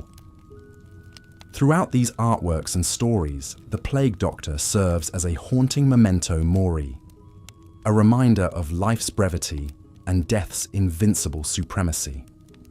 With their unsettling masks and aura of fatal futility, plague doctors symbolized the vulnerability and dread that epidemic disease instilled in the medieval European psyche. Even as the Black Death receded and medicine slowly advanced, the plague doctor persisted in the visual and literary imagination, a macabre icon of one of history's darkest chapters. But in the real world of the late 17th and 18th centuries, the era of the plague doctor was gradually, mercifully coming to a close. Part 8. The Decline of the Plague Doctor. By the late 1600s, the plague doctor was starting to seem like a relic of a more barbaric time. The devastation of the Black Death's initial 14th century assault had abated, with outbreaks becoming more localized and sporadic across Europe. At the same time, new medical philosophies and scientific approaches were slowly starting to challenge medieval dogmas about disease. Leaders and scholars increasingly looked upon the old plague doctor ways as ineffective at best and harmful quackery at worst. One influential critic of plague doctors was the Swiss-German physician Paracelsus, often considered the father of toxicology. In the 16th century, he scoffed at the convoluted potions and superstitious methods of many plague doctors, famously declaring that the patients are not helped by all these things, no more than a cow is helped by a new door. Others lambasted plague doctors' reliance on bloodletting, induced vomiting and lancing boils, which likely only worsened suffering without curing anything. The gradual growth of anatomical study, chemical experiments and empirical observation in the 1500s and 1600s led doctors to question the ancient Greek humoral theories that underpinned plague medicine. Authorities also grew tired of the high fees charged by roving plague doctors with dubious credentials. By 1650, most major cities ceased hiring special plague doctors on lucrative contracts, shifting that role to established municipal and royal physicians. The elaborate, expensive outfits worn by plague doctors started to disappear as an extravagance that offered more psychological comfort than real protection.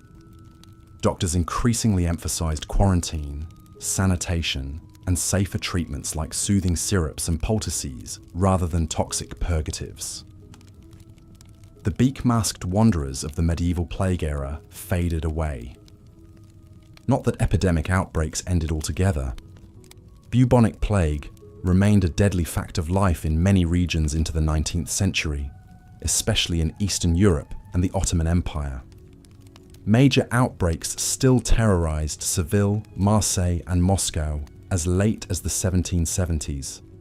In these later eras, a dwindling few plague doctors still plied their trade in modified garb. A Flemish engraving from 1656 shows one with a snout-like mask and a long leather cape. An 1819 Nuremberg document describes plague surgeons in wide-brimmed hats, goggles, and beak-nosed masks attending an outbreak in Ottoman lands. But by this time, the plague doctor was clearly more of an unsettling curiosity than a prevalent profession. As the Age of Enlightenment dawned and modern medicine developed, the old ways of the plague doctor slipped into the shadows of history. Their leather-cloaked forms and eerie masks largely vanished from the streets of Europe, relegated to the pages of storybooks and the nightmarish collective memory of the medieval world. But even as the living profession died out, the plague doctor persisted as a symbol, a chilling reminder of darker times when death walked openly among us. Their legacy remains as complex and layered as the mysterious potions and talismans they once carried from sickbed to mass grave. Part 9. Evaluating the plague doctor's legacy. Looking back from our modern medical vantage point, it's easy to dismiss the medieval plague doctor as a useless relic at best and a harmful fraud at worst. And to be sure, many of their methods, from bloodletting to mercury salves, likely caused far more suffering than healing. desperate patients subjected themselves to all manner of gruesome and pointless treatments in the futile hope of cheating a deadly disease. Medical science was centuries from truly understanding. Yet one can also see the plague doctor, especially in those first apocalyptic waves of the Black Death, as a strangely noble figure doing what little they could in the face of unimaginable horror. Many were brave volunteers and low-ranking surgeons, risking their lives for civic duty, not just greedy charlatans or spotlight-seeking plague influencers. Some sources suggest the mortality rate for plague doctors was as high as 65%.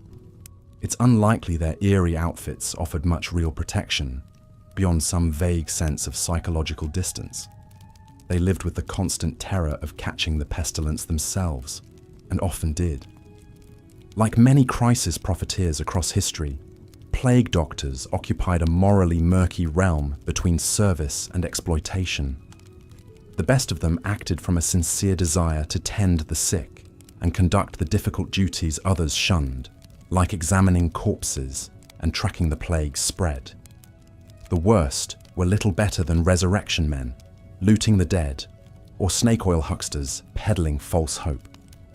Most plague doctors existed in the grey middle, scrambling to help as best they could while making a living from the only booming industry in a collapsing society. Were they courageous heroes or callous opportunists, genuine healers or costume frauds? The unsatisfying yet oddly fitting answer is yes. More than perhaps any other medical figure, the plague doctor symbolized the impotence and desperation of a humanity confronted by horrors beyond its control or comprehension. Despite all their education, experience, and arcane experiments, they could do virtually nothing to slow the relentless reaping of the plague. In an age of faith, even prayer seemed useless against such apocalyptic decimation.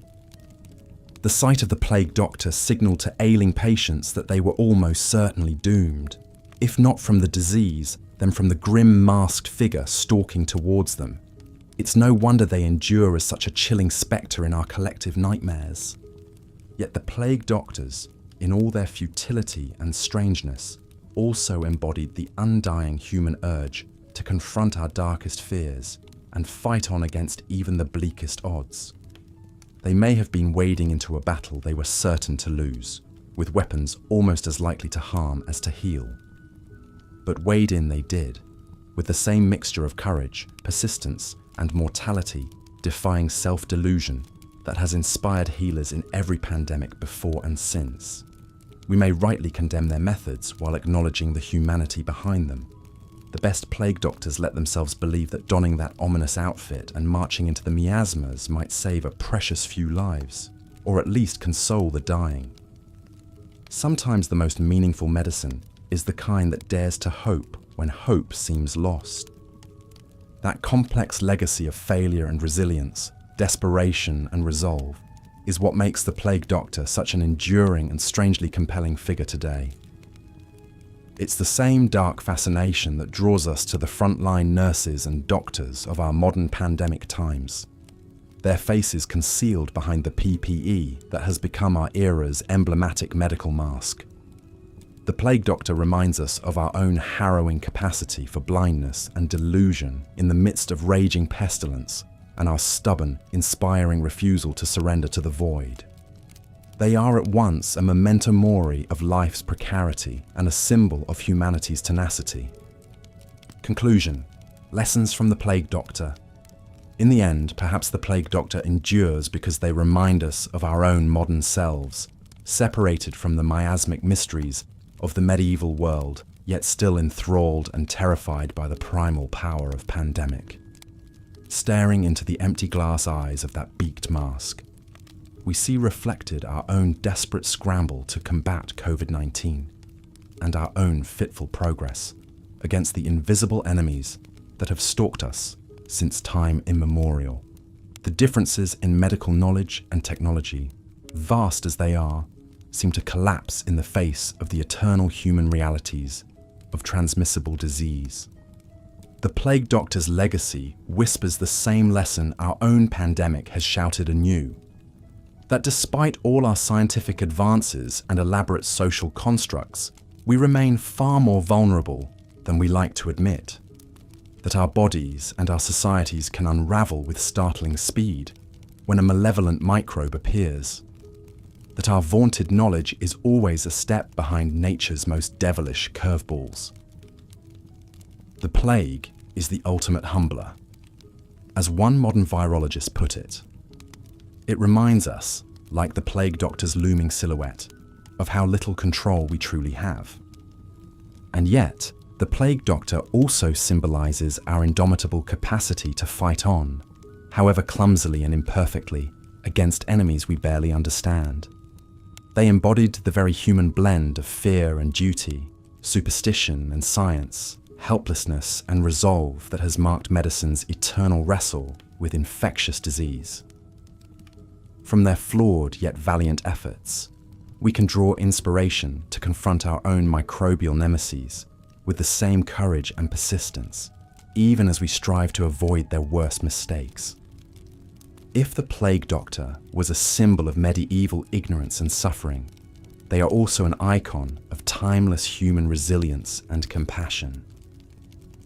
500 years after the last plague doctor hung up their mask, we grapple with the same challenges that dogged them: the race for cures and containment, the arguments over lockdowns and liberty, the desperate improvisation and self-sacrificing service of doctors on harrowing front lines. Now as then, we are reminded that medicine, for all its technological triumphs, remains a deeply human endeavor bound up with culture and emotion as much as reason and science. Healers, then and now, are only as effective as the tools and theories available to them, and only as wise as the frightened, fragile societies they serve. So let us remember the plague doctor in all their haunting ambiguity, as a cautionary tale and an inspiration, an avatar of fatal ignorance and noble sacrifice, a mirror of our own halting struggle against the microscopic forces that have shaped human history more than any king or conqueror. They are a memento mori of life's tragic fragility in the face of untamable nature, and an icon of our stubborn refusal to submit to that cruel calculus. Most of all, they are an eternal reminder that even in our darkest, most diseased and death-haunted nights, there will always be those who take up the mask and dare to venture out to meet the pestilence head-on. As they did, so must we all. Part 6. Profiles of notable plague doctors. In the annals of history, a few plague doctors stand out for their unique stories and contributions during times of unimaginable crisis. One such figure was Michel de Nostradam, better known to the world as Nostradamus. Long before he gained renown as an astrologer and supposed seer, the young Frenchman worked as a plague doctor in the 1520s and 30s. Fresh from completing his medical studies at the University of Montpellier, Nostradamus began treating victims of the bubonic plague, first in his hometown of Saint-Rémy-de-Provence, then in surrounding towns like Marseille and Aix-en-Provence. He threw himself into the fight against the dreaded pestilence, working tirelessly to heal the sick and comfort the dying. Rather than relying solely on the traditional treatments of bloodletting and purgatives, Nostradamus employed novel methods like promoting cleanliness, fresh air, and clean water. He formulated his own herbal remedies, including the famous rose pill, which contains such ingredients as rose hips, cypress, iris, and sawdust from green wood. While the efficacy of these concoctions is certainly questionable by modern standards, his tireless efforts and compassion were much appreciated by the communities he served. Local officials lauded him for his dedication, and he managed to survive the plague outbreaks himself, a testament to his knowledge of contagion prevention. Yet the constant spectre of death and suffering undoubtedly took a psychological toll. In his later writings, there is a pervasive sense of melancholy and dark fascination with the occult and apocalyptic visions. One can imagine the horrors witnessed by the young plague doctor, forever haunting the man who would become the infamous doomsday prophet. Another legendary plague doctor was the enigmatic figure known as Dr. Schnabel of Rome. Though little is known about his real identity or life story, he was immortalized in a famous 17th century German engraving, Der Dr. Schnabel von Rom, which depicts him in the iconic plague doctor outfit, complete with ominous beak-like mask. According to popular legend, Dr. Schnabel was a fearless and eccentric figure who took a highly unconventional approach to fighting the plague. The story goes that during a severe outbreak in Rome, he donned his waxed leather coat and beaked mask and set out to literally lure the plague out of the city. Wandering the narrow, fetid alleyways, Dr. Schnabel would call out to the pestilence, daring it to face him. With a lantern in one hand and a long stick in the other, he banged on doors and shutters, taunting the sickness. "Bring out your dead!" he is alleged to have shouted. "The doctor is here to cure you!" Whether the audacious Dr. Schnabel truly managed to draw the plague away, as the legend claims, is highly doubtful, but his story persisted as a source of grim fascination, a darkly humorous tale of one man's bold and bizarre attempt to confront the unconquerable. Not all plague doctors were such outsized personalities. Most were simply ordinary physicians or laymen doing their grim duty in harrowing times.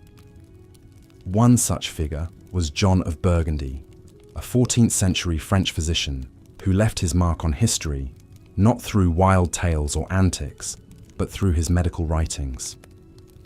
In 1365, as the plague ravaged much of Europe, John of Burgundy published Treatise on the Epidemic, a practical guide for those treating plague victims. The work was notable for promoting the use of phlebotomy, or bleeding, as a primary treatment, along with detailed instructions for lancing and cauterizing the swollen buboes that were the plague's most horrific symptom. John also recommended a variety of medicines and tonics to be imbibed or applied topically. The most famous of these was the theriac, a concoction that purported to be a universal antidote to poisons and disease. Often containing dozens of ingredients, from opium to viper flesh, theriac was a staple in the plague doctor's arsenal, even if its efficacy was questionable at best. Treatise on the Epidemic went on to become one of the most widely disseminated medical texts of the medieval era, reprinted numerous times over the following centuries. For better or worse, it helped establish some of the standard treatments used by plague doctors across Europe, cementing John of Burgundy's quiet but significant legacy. These profiles offer but a glimpse into the lives of the men behind the beaked masks. Some were learned physicians, some lay healers, some outright charlatans and profiteers, but they were all united by the grim duty they performed in the face of a terrible foe. Each, in their own way, represents a facet of the enduring legend of the plague doctor, at once a symbol of selfless service and sinister pseudoscience, a dark and captivating figure who still haunts the human imagination. Part 7. The Plague Doctor in Art and Literature. For centuries after the Black Death faded into history, the spectre of the Plague Doctor endured in European art and literature. With their ominous beaked masks, long black coats, and aura of death, these grim figures became iconic symbols of pestilence and human frailty. In the world of visual art, plague doctors frequently appeared as dark, haunting presences in scenes of suffering and lamentation. One of the earliest and most famous examples is The Triumph of Death, a 15th century fresco by Italian artist Buonamico Buffalmacco. Painted on the walls of the Camposanto Monumentale cemetery in Pisa, the unsettling work depicts the devastating impact of the Black Death. Amidst the piles of corpses and wailing survivors, a menacing figure in a black hood and beaked mask emerges, unmistakably a plague doctor. He points an accusing finger at a group of young noblemen and women, as if to say that death comes for rich and poor alike. This motif of the plague doctor as a kind of grim reaper, an emissary of mortality, recurs throughout medieval and Renaissance art. Another famous artistic trope involving plague doctors is the danse macabre, or dance of death. A common allegorical genre in the late Middle Ages, the danse macabre depicts figures from all walks of life: kings, popes, peasants, children, being led in a grim promenade to the grave by skeletal personifications of death. In many of these eerie scenes, plague doctors make an appearance, their unsettling masks and garb adding to the overall atmosphere of horror and inevitability. One notable example is Matthias Marien's 1649 engraving, which shows a beaked plague doctor joining the procession of the doomed, holding aloft an hourglass to signify the fleeting nature of life. But it wasn't just in the visual arts that plague doctors cast their long shadow. They also stalked the pages of literature across the centuries. In the 14th century, Italian author Giovanni Boccaccio wrote the Decameron, a collection of novellas set against the backdrop of the Black Death in Florence. While the plague doctor is not a central figure in these bawdy and satirical tales, they do make occasional appearances, usually as symbols of the futility of human efforts against divine punishment. In one memorable passage, Boccaccio describes the plague doctors as men who did naught but go about with spices and medicaments, the stench whereof was of itself sufficient to have occasioned sickness to any that scented it. Centuries later, the plague doctor would emerge as a chilling character in the works of Gothic and horror writers. In Edgar Allan Poe's bleak short story, The Masque of the Red Death, a mysterious figure in a habiliment of the grave, with a mask made so nearly to resemble the countenance of a stiffened corpse, crashes a decadent masquerade ball as pestilence devastates the land outside. While not explicitly identified as a plague doctor, the eerie stranger bears all the hallmarks of the iconic outfit, serving as an avatar of the inescapable contagion. Through Poe's blood-tinted lens, the plague doctor becomes a malevolent supernatural presence, an embodiment of death itself. British author Daniel Defoe also deployed plague doctor imagery to great effect in A Journal of the Plague Year, his fictionalized account of the Great Plague of London in 1665. Defoe describes the frightful sight of plague doctors stalking about in their black cloaks, masks, gloves and instruments, sowing fear and despair wherever they went.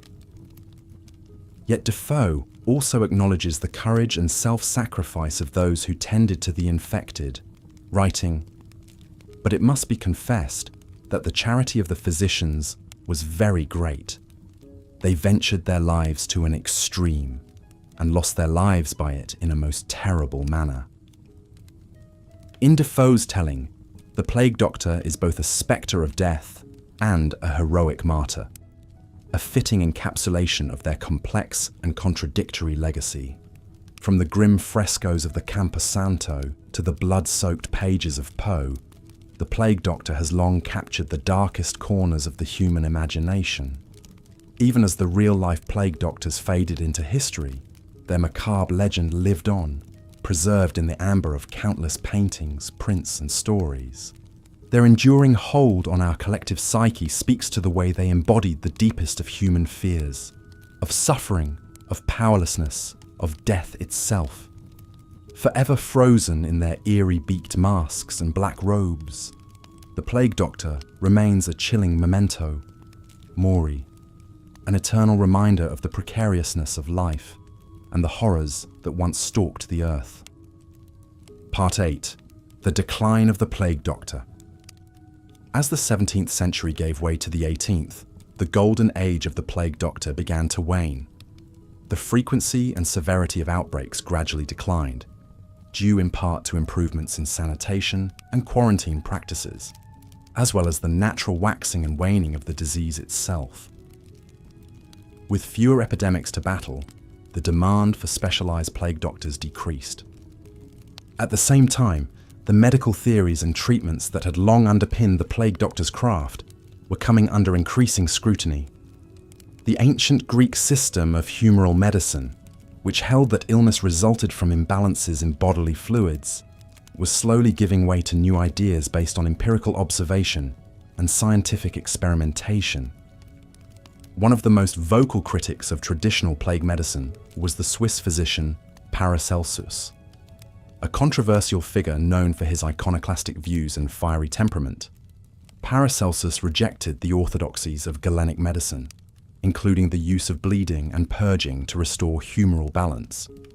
He argued that diseases had specific causes that could be treated with targeted remedies, rather than the catch-all cures favoured by many plague doctors.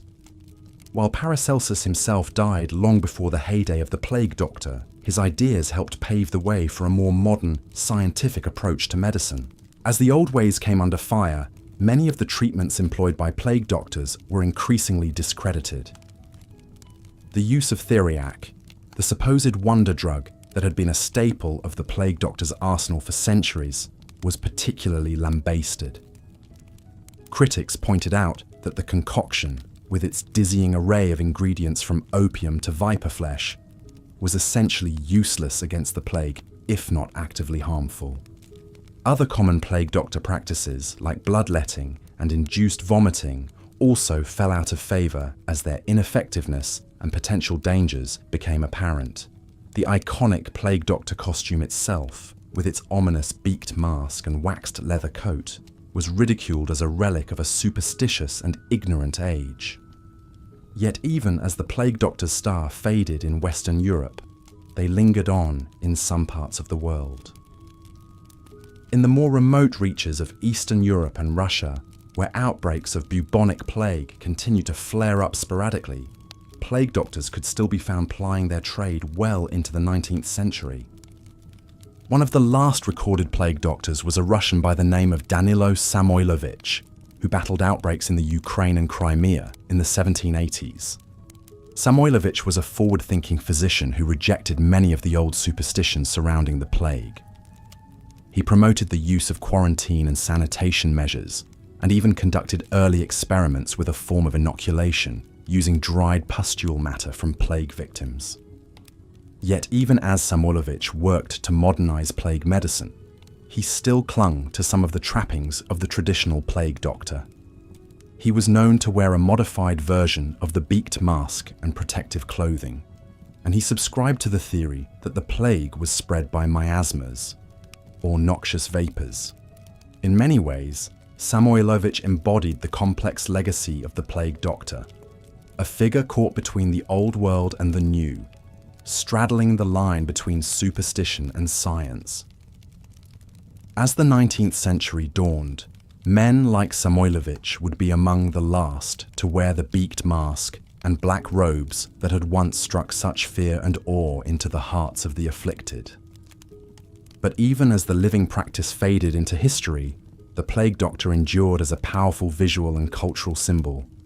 The eerie spectre of the beaked mask and black coat became permanently lodged in the European imagination, a shorthand for the horrors of pestilence and the ravages of death. In our modern age, with its advanced medical knowledge and sophisticated public health systems, it can be hard to fathom the world of the plague doctor. Their methods may seem primitive, even barbaric to our eyes. Yet in their time, these haunting figures represented the front lines of a desperate battle against a pitiless foe. Though their remedies were often useless and their theories misguided, the plague doctors were the ones who ventured into the heart of the hot zone, the ones who faced the dread disease on its own turf. For that courage and sacrifice, if nothing else, they deserve our respect and remembrance. So let us spare a thought for the men behind the beaked masks, the learned physicians and lowly barber surgeons, the opportunistic quacks and selfless heroes. Theirs was a grim and thankless trade, but one that forever left its mark on human history. In the annals of medicine and the imagination of the world, the plague doctor will always have a haunting, hallowed place. Part 9. Evaluating the plague doctor's legacy. Looking back on the long, grim history of the plague doctor, it's easy to view them as little more than a morbid curiosity. A bizarre footnote in the annals of medicine, notable more for their eerie appearance than any lasting contribution. And it's true that, by modern standards, their methods were largely ineffective, even counterproductive. Bloodletting, purging, and the application of dubious poultices likely did little to alleviate the suffering of their patients, and may have even hastened their demise.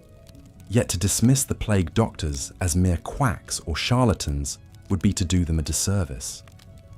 Given the state of medical knowledge in their time, they were working with the best tools and theories available to them.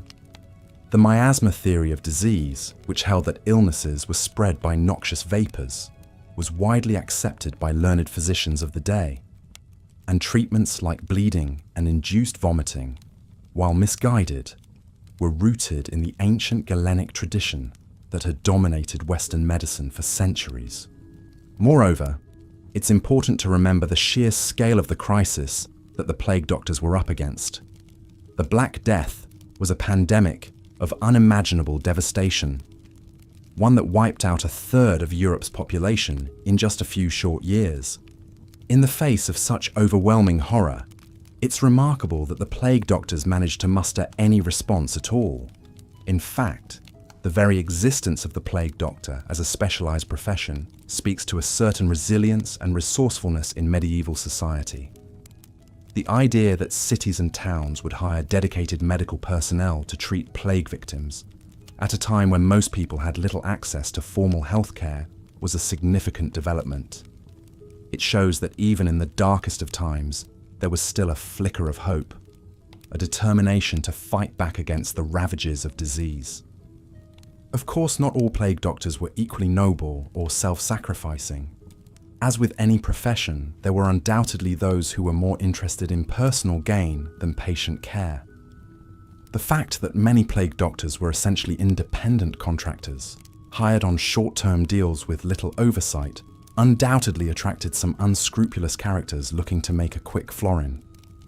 There are accounts of plague doctors overcharging for their services, or peddling useless nostrums to desperate patients. Some even used their position to rob the homes of the dead and dying. In the chaos and desperation of a plague outbreak, it's not hard to imagine how such abuses could occur. Yet for every bad apple, there were surely many more plague doctors who were genuinely trying to do their best in an impossible situation. We know from contemporary records that some plague doctors worked tirelessly to treat the sick, often at great personal risk. They faced not only the danger of infection, but also the psychological toll of constantly confronting death and suffering on a massive scale.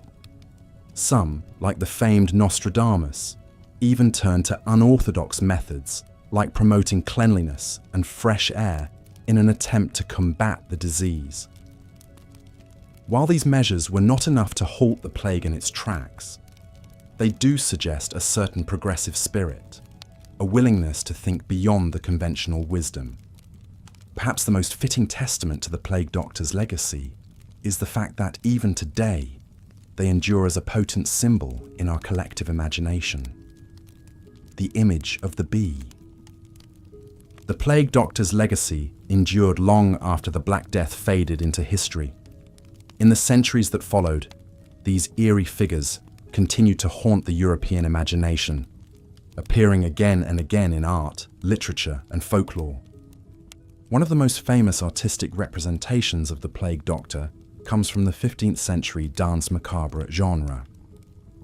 These morbid, yet fascinating works, often found in churches and graveyards, depicted the skeletal figure of death, leading people from all walks of life in a ghoulish dance. Among the doomed procession, one can often spot the unmistakable beak-masked visage of a plague doctor, a chilling reminder of the era's ever-present spectre of disease and mortality.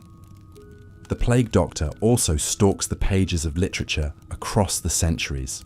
In the 14th century, Italian author Giovanni Boccaccio set his classic work, The Decameron, during a plague outbreak, weaving vivid descriptions of the futile ministrations of plague doctors into his tragicomic tales. Centuries later, Daniel Defoe's A Journal of the Plague Year and Edgar Allan Poe's The Masque of the Red Death would feature memorable cameos by these ominous figures. But perhaps the plague doctor's most enduring role has been as a visual symbol, a simple yet striking image that conveys volumes about the Black Death and medieval medicine. From woodcuts to engravings to modern-day Halloween costumes, the sight of that grim, beaked silhouette instantly conjures up thoughts of pestilence, dread, and the macabre. It has become a kind of visual shorthand for the horrors of the past. Yet even as the plague doctor became entrenched in the popular imagination, the actual practice of specialized plague medicine gradually faded away. By the 17th century, outbreaks of the bubonic plague had become less frequent and less severe across much of Europe. At the same time, the plague doctor's methods, from bloodletting to theriac, were increasingly discredited by new medical thinkers like Paracelsus and Vesalius, who began to question the ancient Greek humoral theories that underpinned so much of medieval medicine. To be sure, a few plague doctors still plied their trade into the 18th and even 19th centuries, particularly in the more remote reaches of Eastern Europe. But by and large, these once ubiquitous figures had disappeared from the streets and sick rooms of European towns and cities. The age of the plague doctor had passed. Looking back from the vantage point of the modern world, it can be difficult to pass judgment on these enigmatic figures. On one hand, it's impossible to deny the profound limitations and outright failures of the plague doctor's methods. For all their efforts, they saved precious few lives and may have helped spread disease in some cases. Seen in this light, they seem to be little more than misguided meddlers, peddlers of false hope and fatal remedies. Yet at the same time, there is something undeniably noble and brave about the plague doctor's willingness to confront an unspeakable horror again and again, armed with little more than specious theories and makeshift protective gear. In an age when many physicians fled plague-stricken areas in droves, these curious men chose to stay and fight, to face down the Reaper in his own domain. That takes a special kind of courage, however misguided. Perhaps in the end, the plague doctor's legacy is neither that of a hero nor a villain, but something more complicated and more human. They were both selfless servants and slightly sinister opportunists, both guardians of life and harbingers of death. In many ways, they embodied the full spectrum of human nature during times of existential crisis, our capacity for altruism and avarice, for bravery and blunder, for determination and despair. And there may be lessons for our own time in the plague doctor's long, strange history. Today, as new pandemic threats like COVID-19 stalk the globe, we find ourselves grappling with many of the same challenges and conundrums that confronted our medieval forebears. We too are searching for cures and containment, for explanations and scapegoats. We too have our valiant frontline medics and our questionable quacks and profiteers. Most of all, perhaps, the plague doctor reminds us of our own fragility in the face of unfathomable catastrophe. For all our modern scientific and medical prowess, we remain deeply vulnerable to the whims of nature, to the ravages of disease.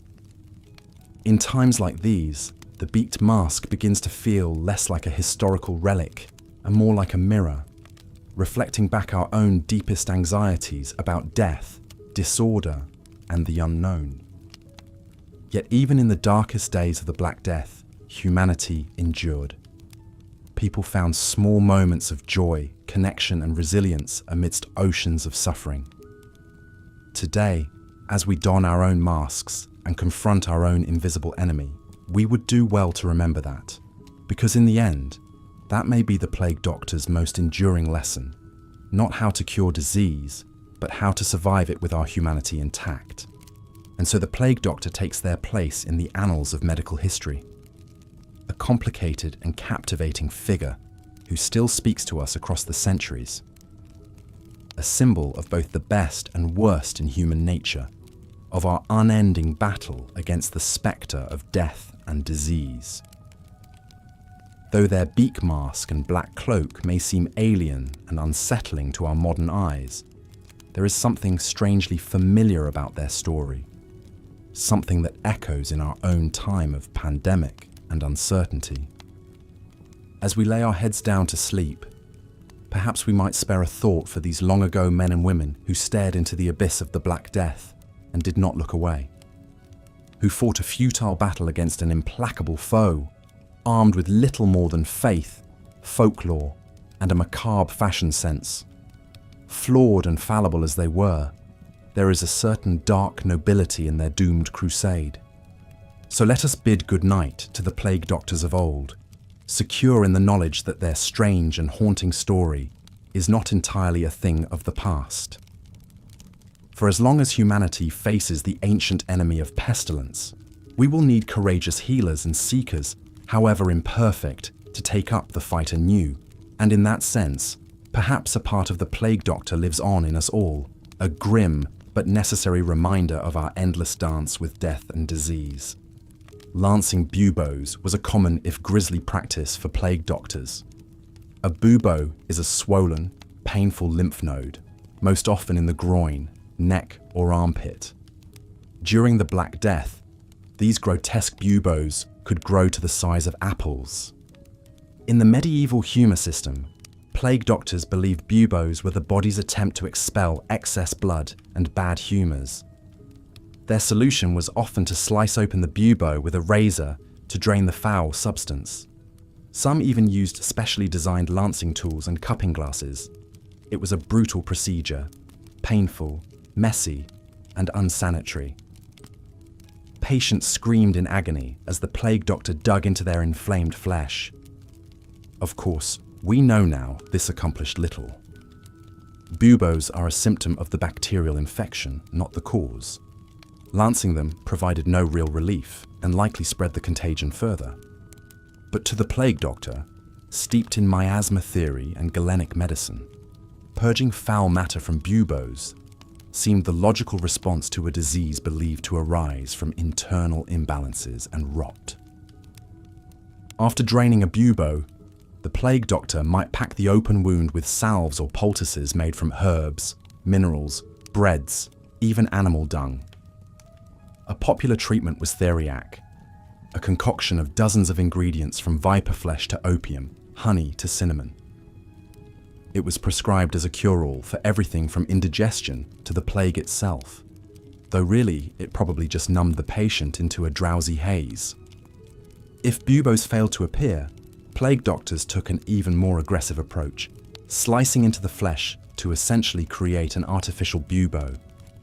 The hope was drawing out bad blood near an infection site, like in the armpit. It's sobering to imagine the plague doctor hunched over a patient, bloodletting them to the point of collapse, all while believing this was the height of medical intervention. For the sickest patients, unable to endure any more cutting and draining, the plague doctor might resort to extreme measures bordering on folk magic, applying live chickens or pigeons to buboes, smearing snake oil on the skin, brewing potions of ground unicorn horns and powdered gems, all while smoke from the ever-burning beak mask stung their eyes. There was likely no consolation or bedside manner. Plague doctors were discouraged from conversation with their patients lest they inhale the deadly miasmas. At most, they might offer last rites or scrawl talismanic symbols. For most, the looming plague doctor was the grim face of a losing battle, the final spectre before their disease ran its fatal course. Nostradamus, the famed French astrologer and seer, endured these harrowing conditions in his early career as a plague doctor. As a young man in the 1520s, he travelled through Provence, treating the afflicted. It's estimated he tended to hundreds of plague victims at great personal risk. One wonders what sights and horrors those eyes beheld, peering out from that eerie beaked mask. Did the great prophet foresee his own destiny, a life of fame and legend? Or in those grim days, did the world seem a meaningless carnival of suffering, with death playing a mocking tune? What we know is that Nostradamus emerged from the ordeal with a reputation as a skilled and selfless doctor. He even wrote a handbook called Traité des Fardements, detailing his hard-earned methods and remedies. His experiences also shaped his view of fate and the supernatural, the idea that unseen forces move human affairs, be they the stars above or the pestilence within. For the plague doctor, it must have been a surreal existence, trapped between the dying and the dead, the earthly and the otherworldly. They stalked the hazy borders of the known, a lonely figure fighting a metaphysical battle as much as a medical one. Steeped in sickness and dread, did some turn to mysticism, alchemy, and the occult out of desperation? Or as a source of grim comfort in a world unraveled by pestilence? Such was the strange mental and spiritual landscape of the medieval plague doctor, ministering at the edges of natural philosophy and morbid superstition, saturated in disease and death, confronting the limits of mortal understanding. Is it any wonder so many slipped into fatalism, madness, or magical thinking?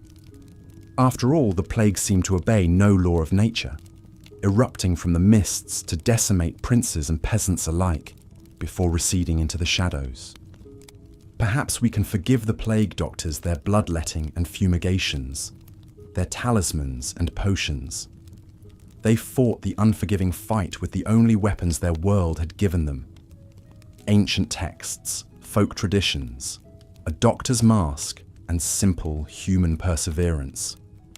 Though they retreated further behind bizarre rituals and costumes, they still marched out to greet the Grim Reaper day after day, an army of Hippocrates meeting the apocalyptic horseman head-on.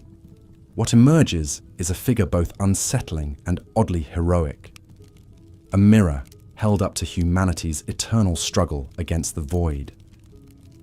Their life was a danse macabre, a final waltz with oblivion. And though the age of the plague doctor has long passed, their spirit echoes through the centuries, a memento mori of the healer's burden and the fragility of flesh and blood. So let us give this strange spectre their due, not as saviour or charlatan, but as flawed avatar of all who would defy death. They stood on the precipice of the Black Death and fought it the only way they knew. Their silhouette endures, eerie, tragic, darkly captivating, a shadow from a distant century, but one that still haunts the edges of our own. Part 4. Medical Beliefs and Treatments. As the plague doctor made his solemn rounds through the afflicted village, his attentions turned to the grim work of treatment. In an age before germ theory and modern medical science, the battle against pestilence was often a desperate struggle in the dark. The plague doctor, like most physicians of his era, practiced within the framework of the ancient Greek humoral theory of medicine.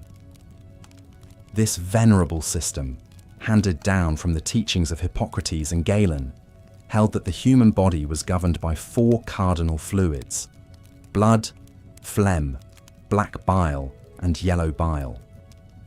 In a healthy body, these humours existed in perfect balance. But when a humoral excess or deficiency occurred, the result was sickness and disease. The plague doctor's treatments, however strange and appalling they may appear to modern eyes, aimed to restore this delicate equilibrium. The most common weapon in the plague doctor's arsenal was bloodletting. Since antiquity, bleeding had been seen as an effective means to drain corrupt or excessive humours from the body. The plague doctor might open a vein in the arm or apply leeches to draw out the tainted blood. More aggressive bleeding targeted specific areas, like the neck, to treat the buboes that so tormented the afflicted. In a time without anaesthetic, one can only imagine the added anguish these gory ministrations inflicted on the suffering patient. Another favoured practice was the lancing of the buboes. The plague doctor would pierce and drain these grotesque swellings, thought to be concentrations of putrefied humours. The resulting wounds would then be cauterized with a red-hot iron or treated with an ointment of honey, garlic, and onion. For many, the agony of the cure rivaled that of the disease itself. Alongside these surgical horrors, the plague doctor also plied an array of potions, tonics, and unguents.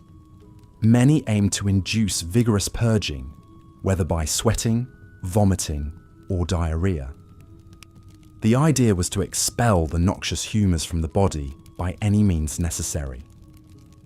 One popular preparation was theriac, a concoction containing dozens of ingredients, including viper flesh, opium, and myrrh.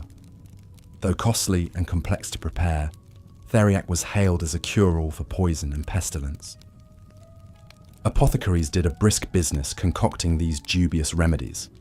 Gentler palliatives, like rosewater, violets, and comfrey root, were prescribed to soothe fevers and restore strength. But in truth, few of these preparations offered more than fleeting comfort against the ravages of the plague. Perhaps sensing the limits of their art, many plague doctors resorted to more metaphysical methods.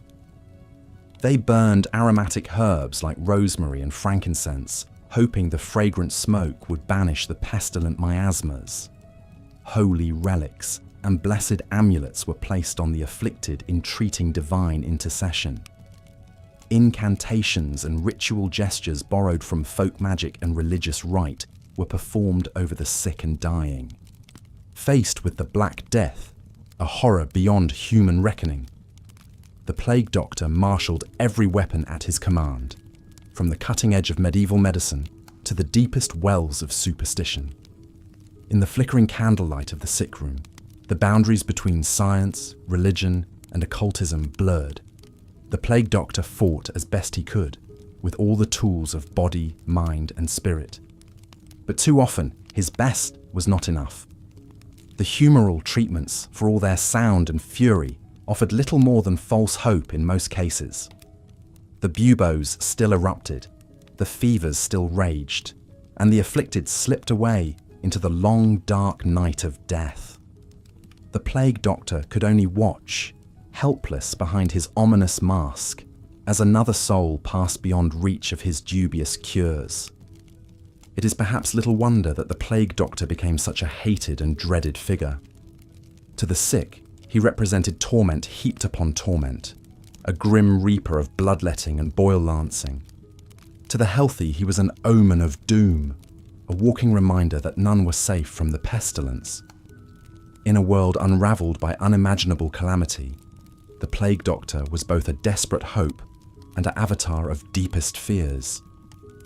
As the doctor left the humble cottage and walked into the gloaming, his footsteps were dogged by the weeping of the bereaved and the groans of the afflicted. How many more would he treat tonight, only to consign to the flames come dawn? How long before the pestilence burned itself out, or consumed them all in its insatiable maw? These were questions without answers, in a time when the old certainties had crumbled to ash. The plague doctor could only continue his grim work, hoping that his efforts might save a precious few. In a dark time beyond human understanding, this was perhaps the most that any mortal could do. Part 5. The life of a plague doctor. To be a plague doctor in a medieval city was to inhabit a world of perpetual twilight and looming shadow. Each day brought a relentless procession of the sick, the dying, and the dead. From dawn until dusk, and often deep into the haunted watches of the night, the plague doctor made his solemn rounds. His was a life of ceaseless toil and harrowing personal risk. While his macabre costume offered some meagre protection, every visit to an infected household, every examination of a plague-ridden body, invited peril. The plague doctor lived in constant fear that the very air he breathed, tainted by miasmas, might convey the pestilence into his own lungs. A plague doctor's day began with a visit to the town's alderman or health committee. Here he would receive his list of patients and his stipend, a princely sum that recognized the dangers of his work. Girded in his ominous regalia, he would set out into the labyrinth of narrow, winding streets. As he walked, the city's surviving inhabitants would shrink from him, turning their faces or making the sign of the cross. To them, the doctor's looming silhouette had become a chilling portent, an unwelcome herald of suffering and loss. Even children would flee at the sight of his beaked visage, his black cloak billowing in the fetid breeze. At each afflicted house, the plague doctor would pause, steeling himself before the horrors within. He would assess the suffering victims, examine the buboes, dispense his meager physic. If the patient had died in the night, he would inspect the ravaged body, searching for signs that might shed light on the disease's hellish workings. More than a physician, the plague doctor was also an agent of public order in a city besieged by chaos. He would direct the boarding up of infected houses, ordering the dread quarantine. He oversaw the disposal of the dead and the burning of their contaminated belongings. His work was a bulwark against the disintegration of civilized life itself. As the day wore on into darkness, the doctor would return to the health committee to make his report. The names of the dead would be duly recorded, the progress of the pestilence charted with a heavy hand. Then it was off into the night again, to check on critical cases or answer some fresh cry of lamentation. The emotional and psychological toll of such a life can hardly be overstated. To be surrounded by constant suffering, to daily don the mantle of a spectre of death, exacted a grim price. In the journals and letters that survive from these dark times, we catch glimpses of plague doctors grappling with the enormity of their task. Some turned to drink, losing themselves in the temporary oblivion of wine or ale. Others sought solace in piety, spending what few free hours remained in fervent prayer. Gallows humor, that ancient refuge of those in proximate peril, was a common coping mechanism. Plague doctors became known for their macabre jests and grim witticisms. A few rare souls even found a kind of resolute purpose in the crucible of the crisis. They saw their work, for all its futility and horror, as a sacred calling. In tending to the afflicted, in bearing witness to suffering, they found a higher meaning. Even as they walked through the valley of the shadow of death, they committed themselves to the service of their fellow man.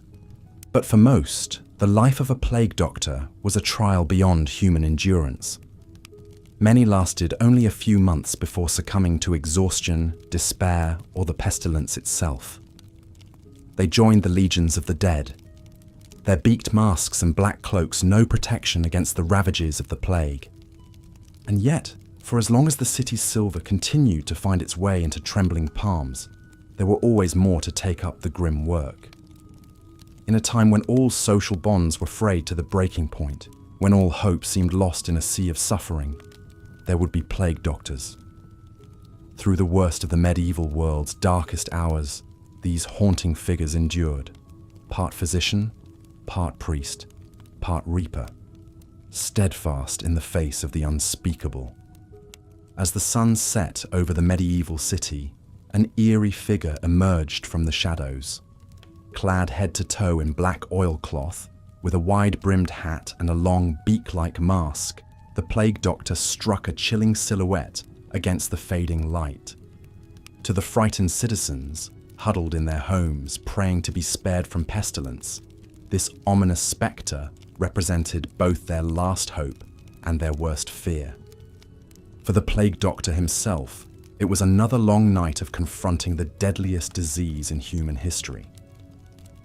The life of a medieval plague doctor was one of unimaginable horror, hardship, and heartbreak. Armed with little more than ancient medical theories, superstitious remedies, and a macabre sense of duty, these grim figures ventured into the very heart of the Black Death to treat the sick and bear witness to the suffering. It was a role that demanded equal parts bravery and desperation. as many plague doctors were simply untested physicians, failed academics, or even common charlatans looking to profit from the pandemonium. But for the true doctors who answered the call, like Charles Delorme, the French physician often credited with inventing the iconic plague doctor outfit, it was a higher calling. In 1619, as the bubonic plague ravaged Paris, Delorme designed an ensemble intended to protect the wearer from the deadly miasmas believed to spread the disease. The long leather coat was waxed for repelling noxious fluids, while the beak-like mask could be stuffed with straw, herbs, and spices to filter the foul air.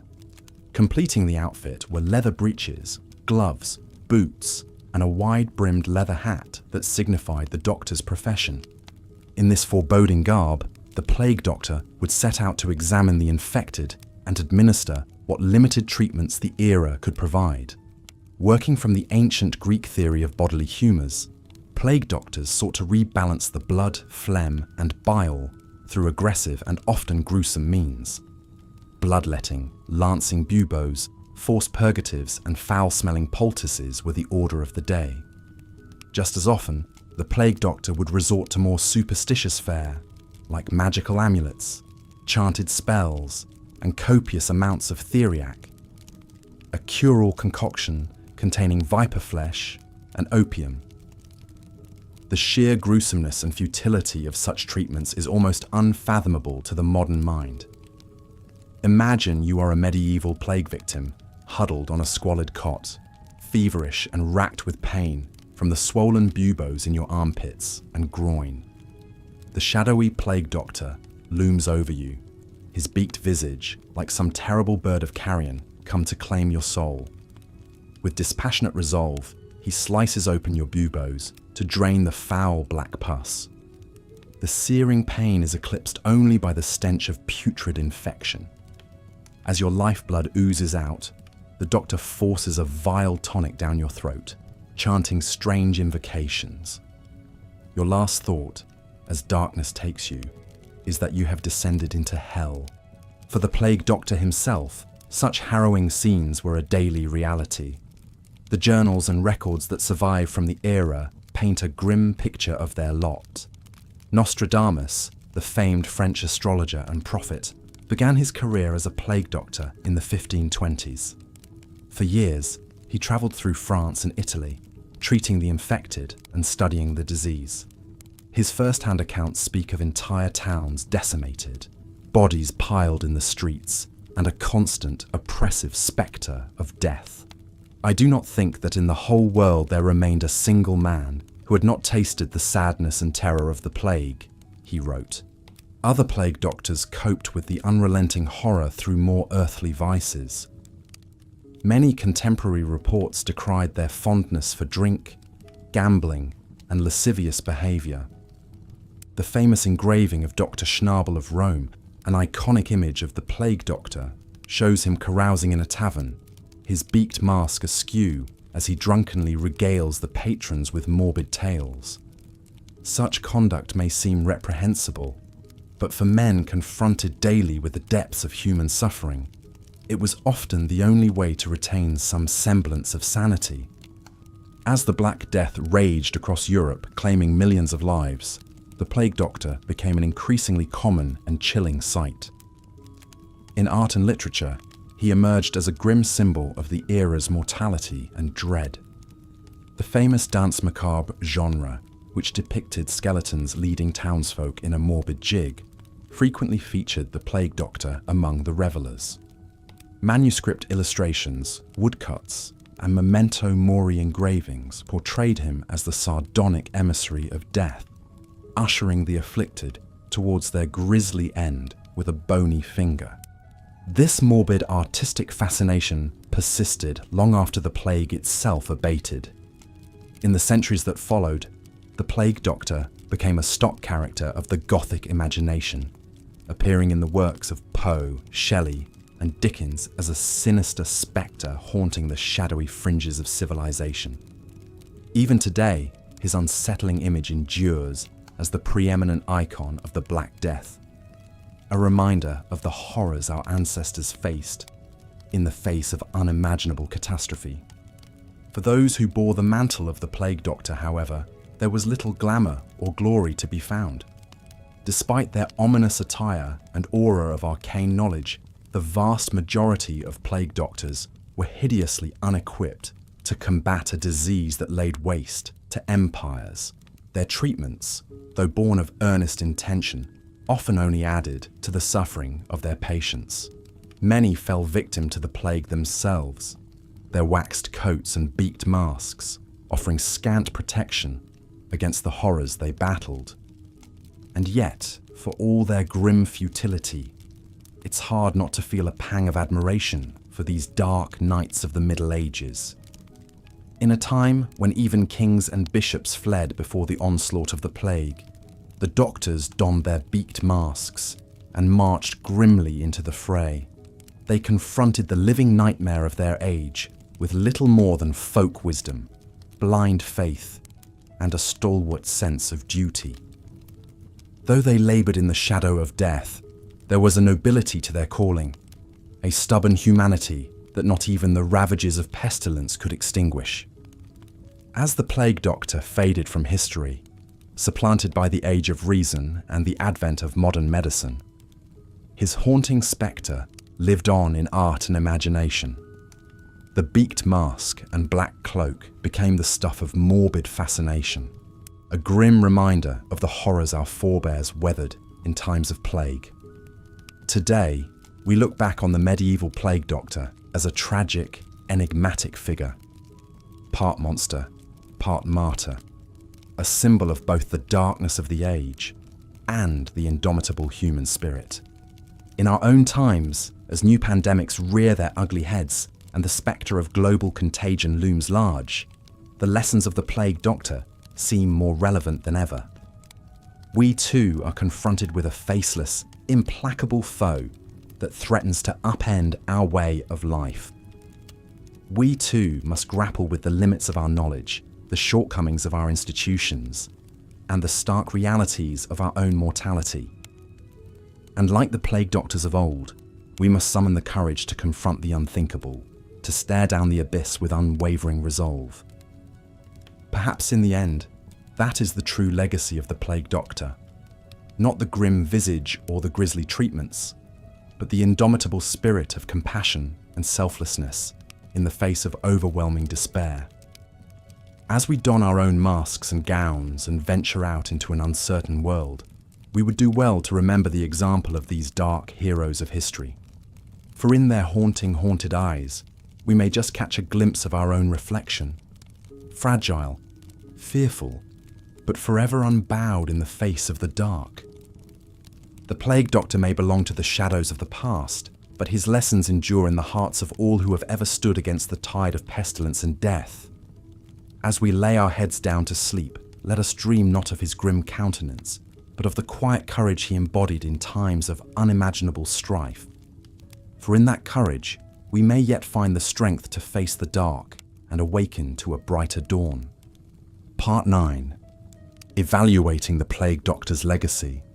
In evaluating the legacy of the medieval plague doctor, we must acknowledge both their limited effectiveness, given the state of medicine at the time, and their immense bravery in combating one of history's deadliest pandemics. These enigmatic figures, clad in their eerie beak-like masks and long black cloaks, charged fearlessly into infected homes and pestilence-ridden streets, day after day. Armed with little more than a smattering of ancient Greek medical theories, superstitious folklore, and a handful of crude instruments, they faced the Black Death head-on. While plague doctors undoubtedly saved some lives through trial and error, recommending quarantines and basic sanitation, their cures were often ineffective at best and harmful at worst. Bloodletting, induced vomiting, and toxic potions likely hastened the demise of many a desperate patient.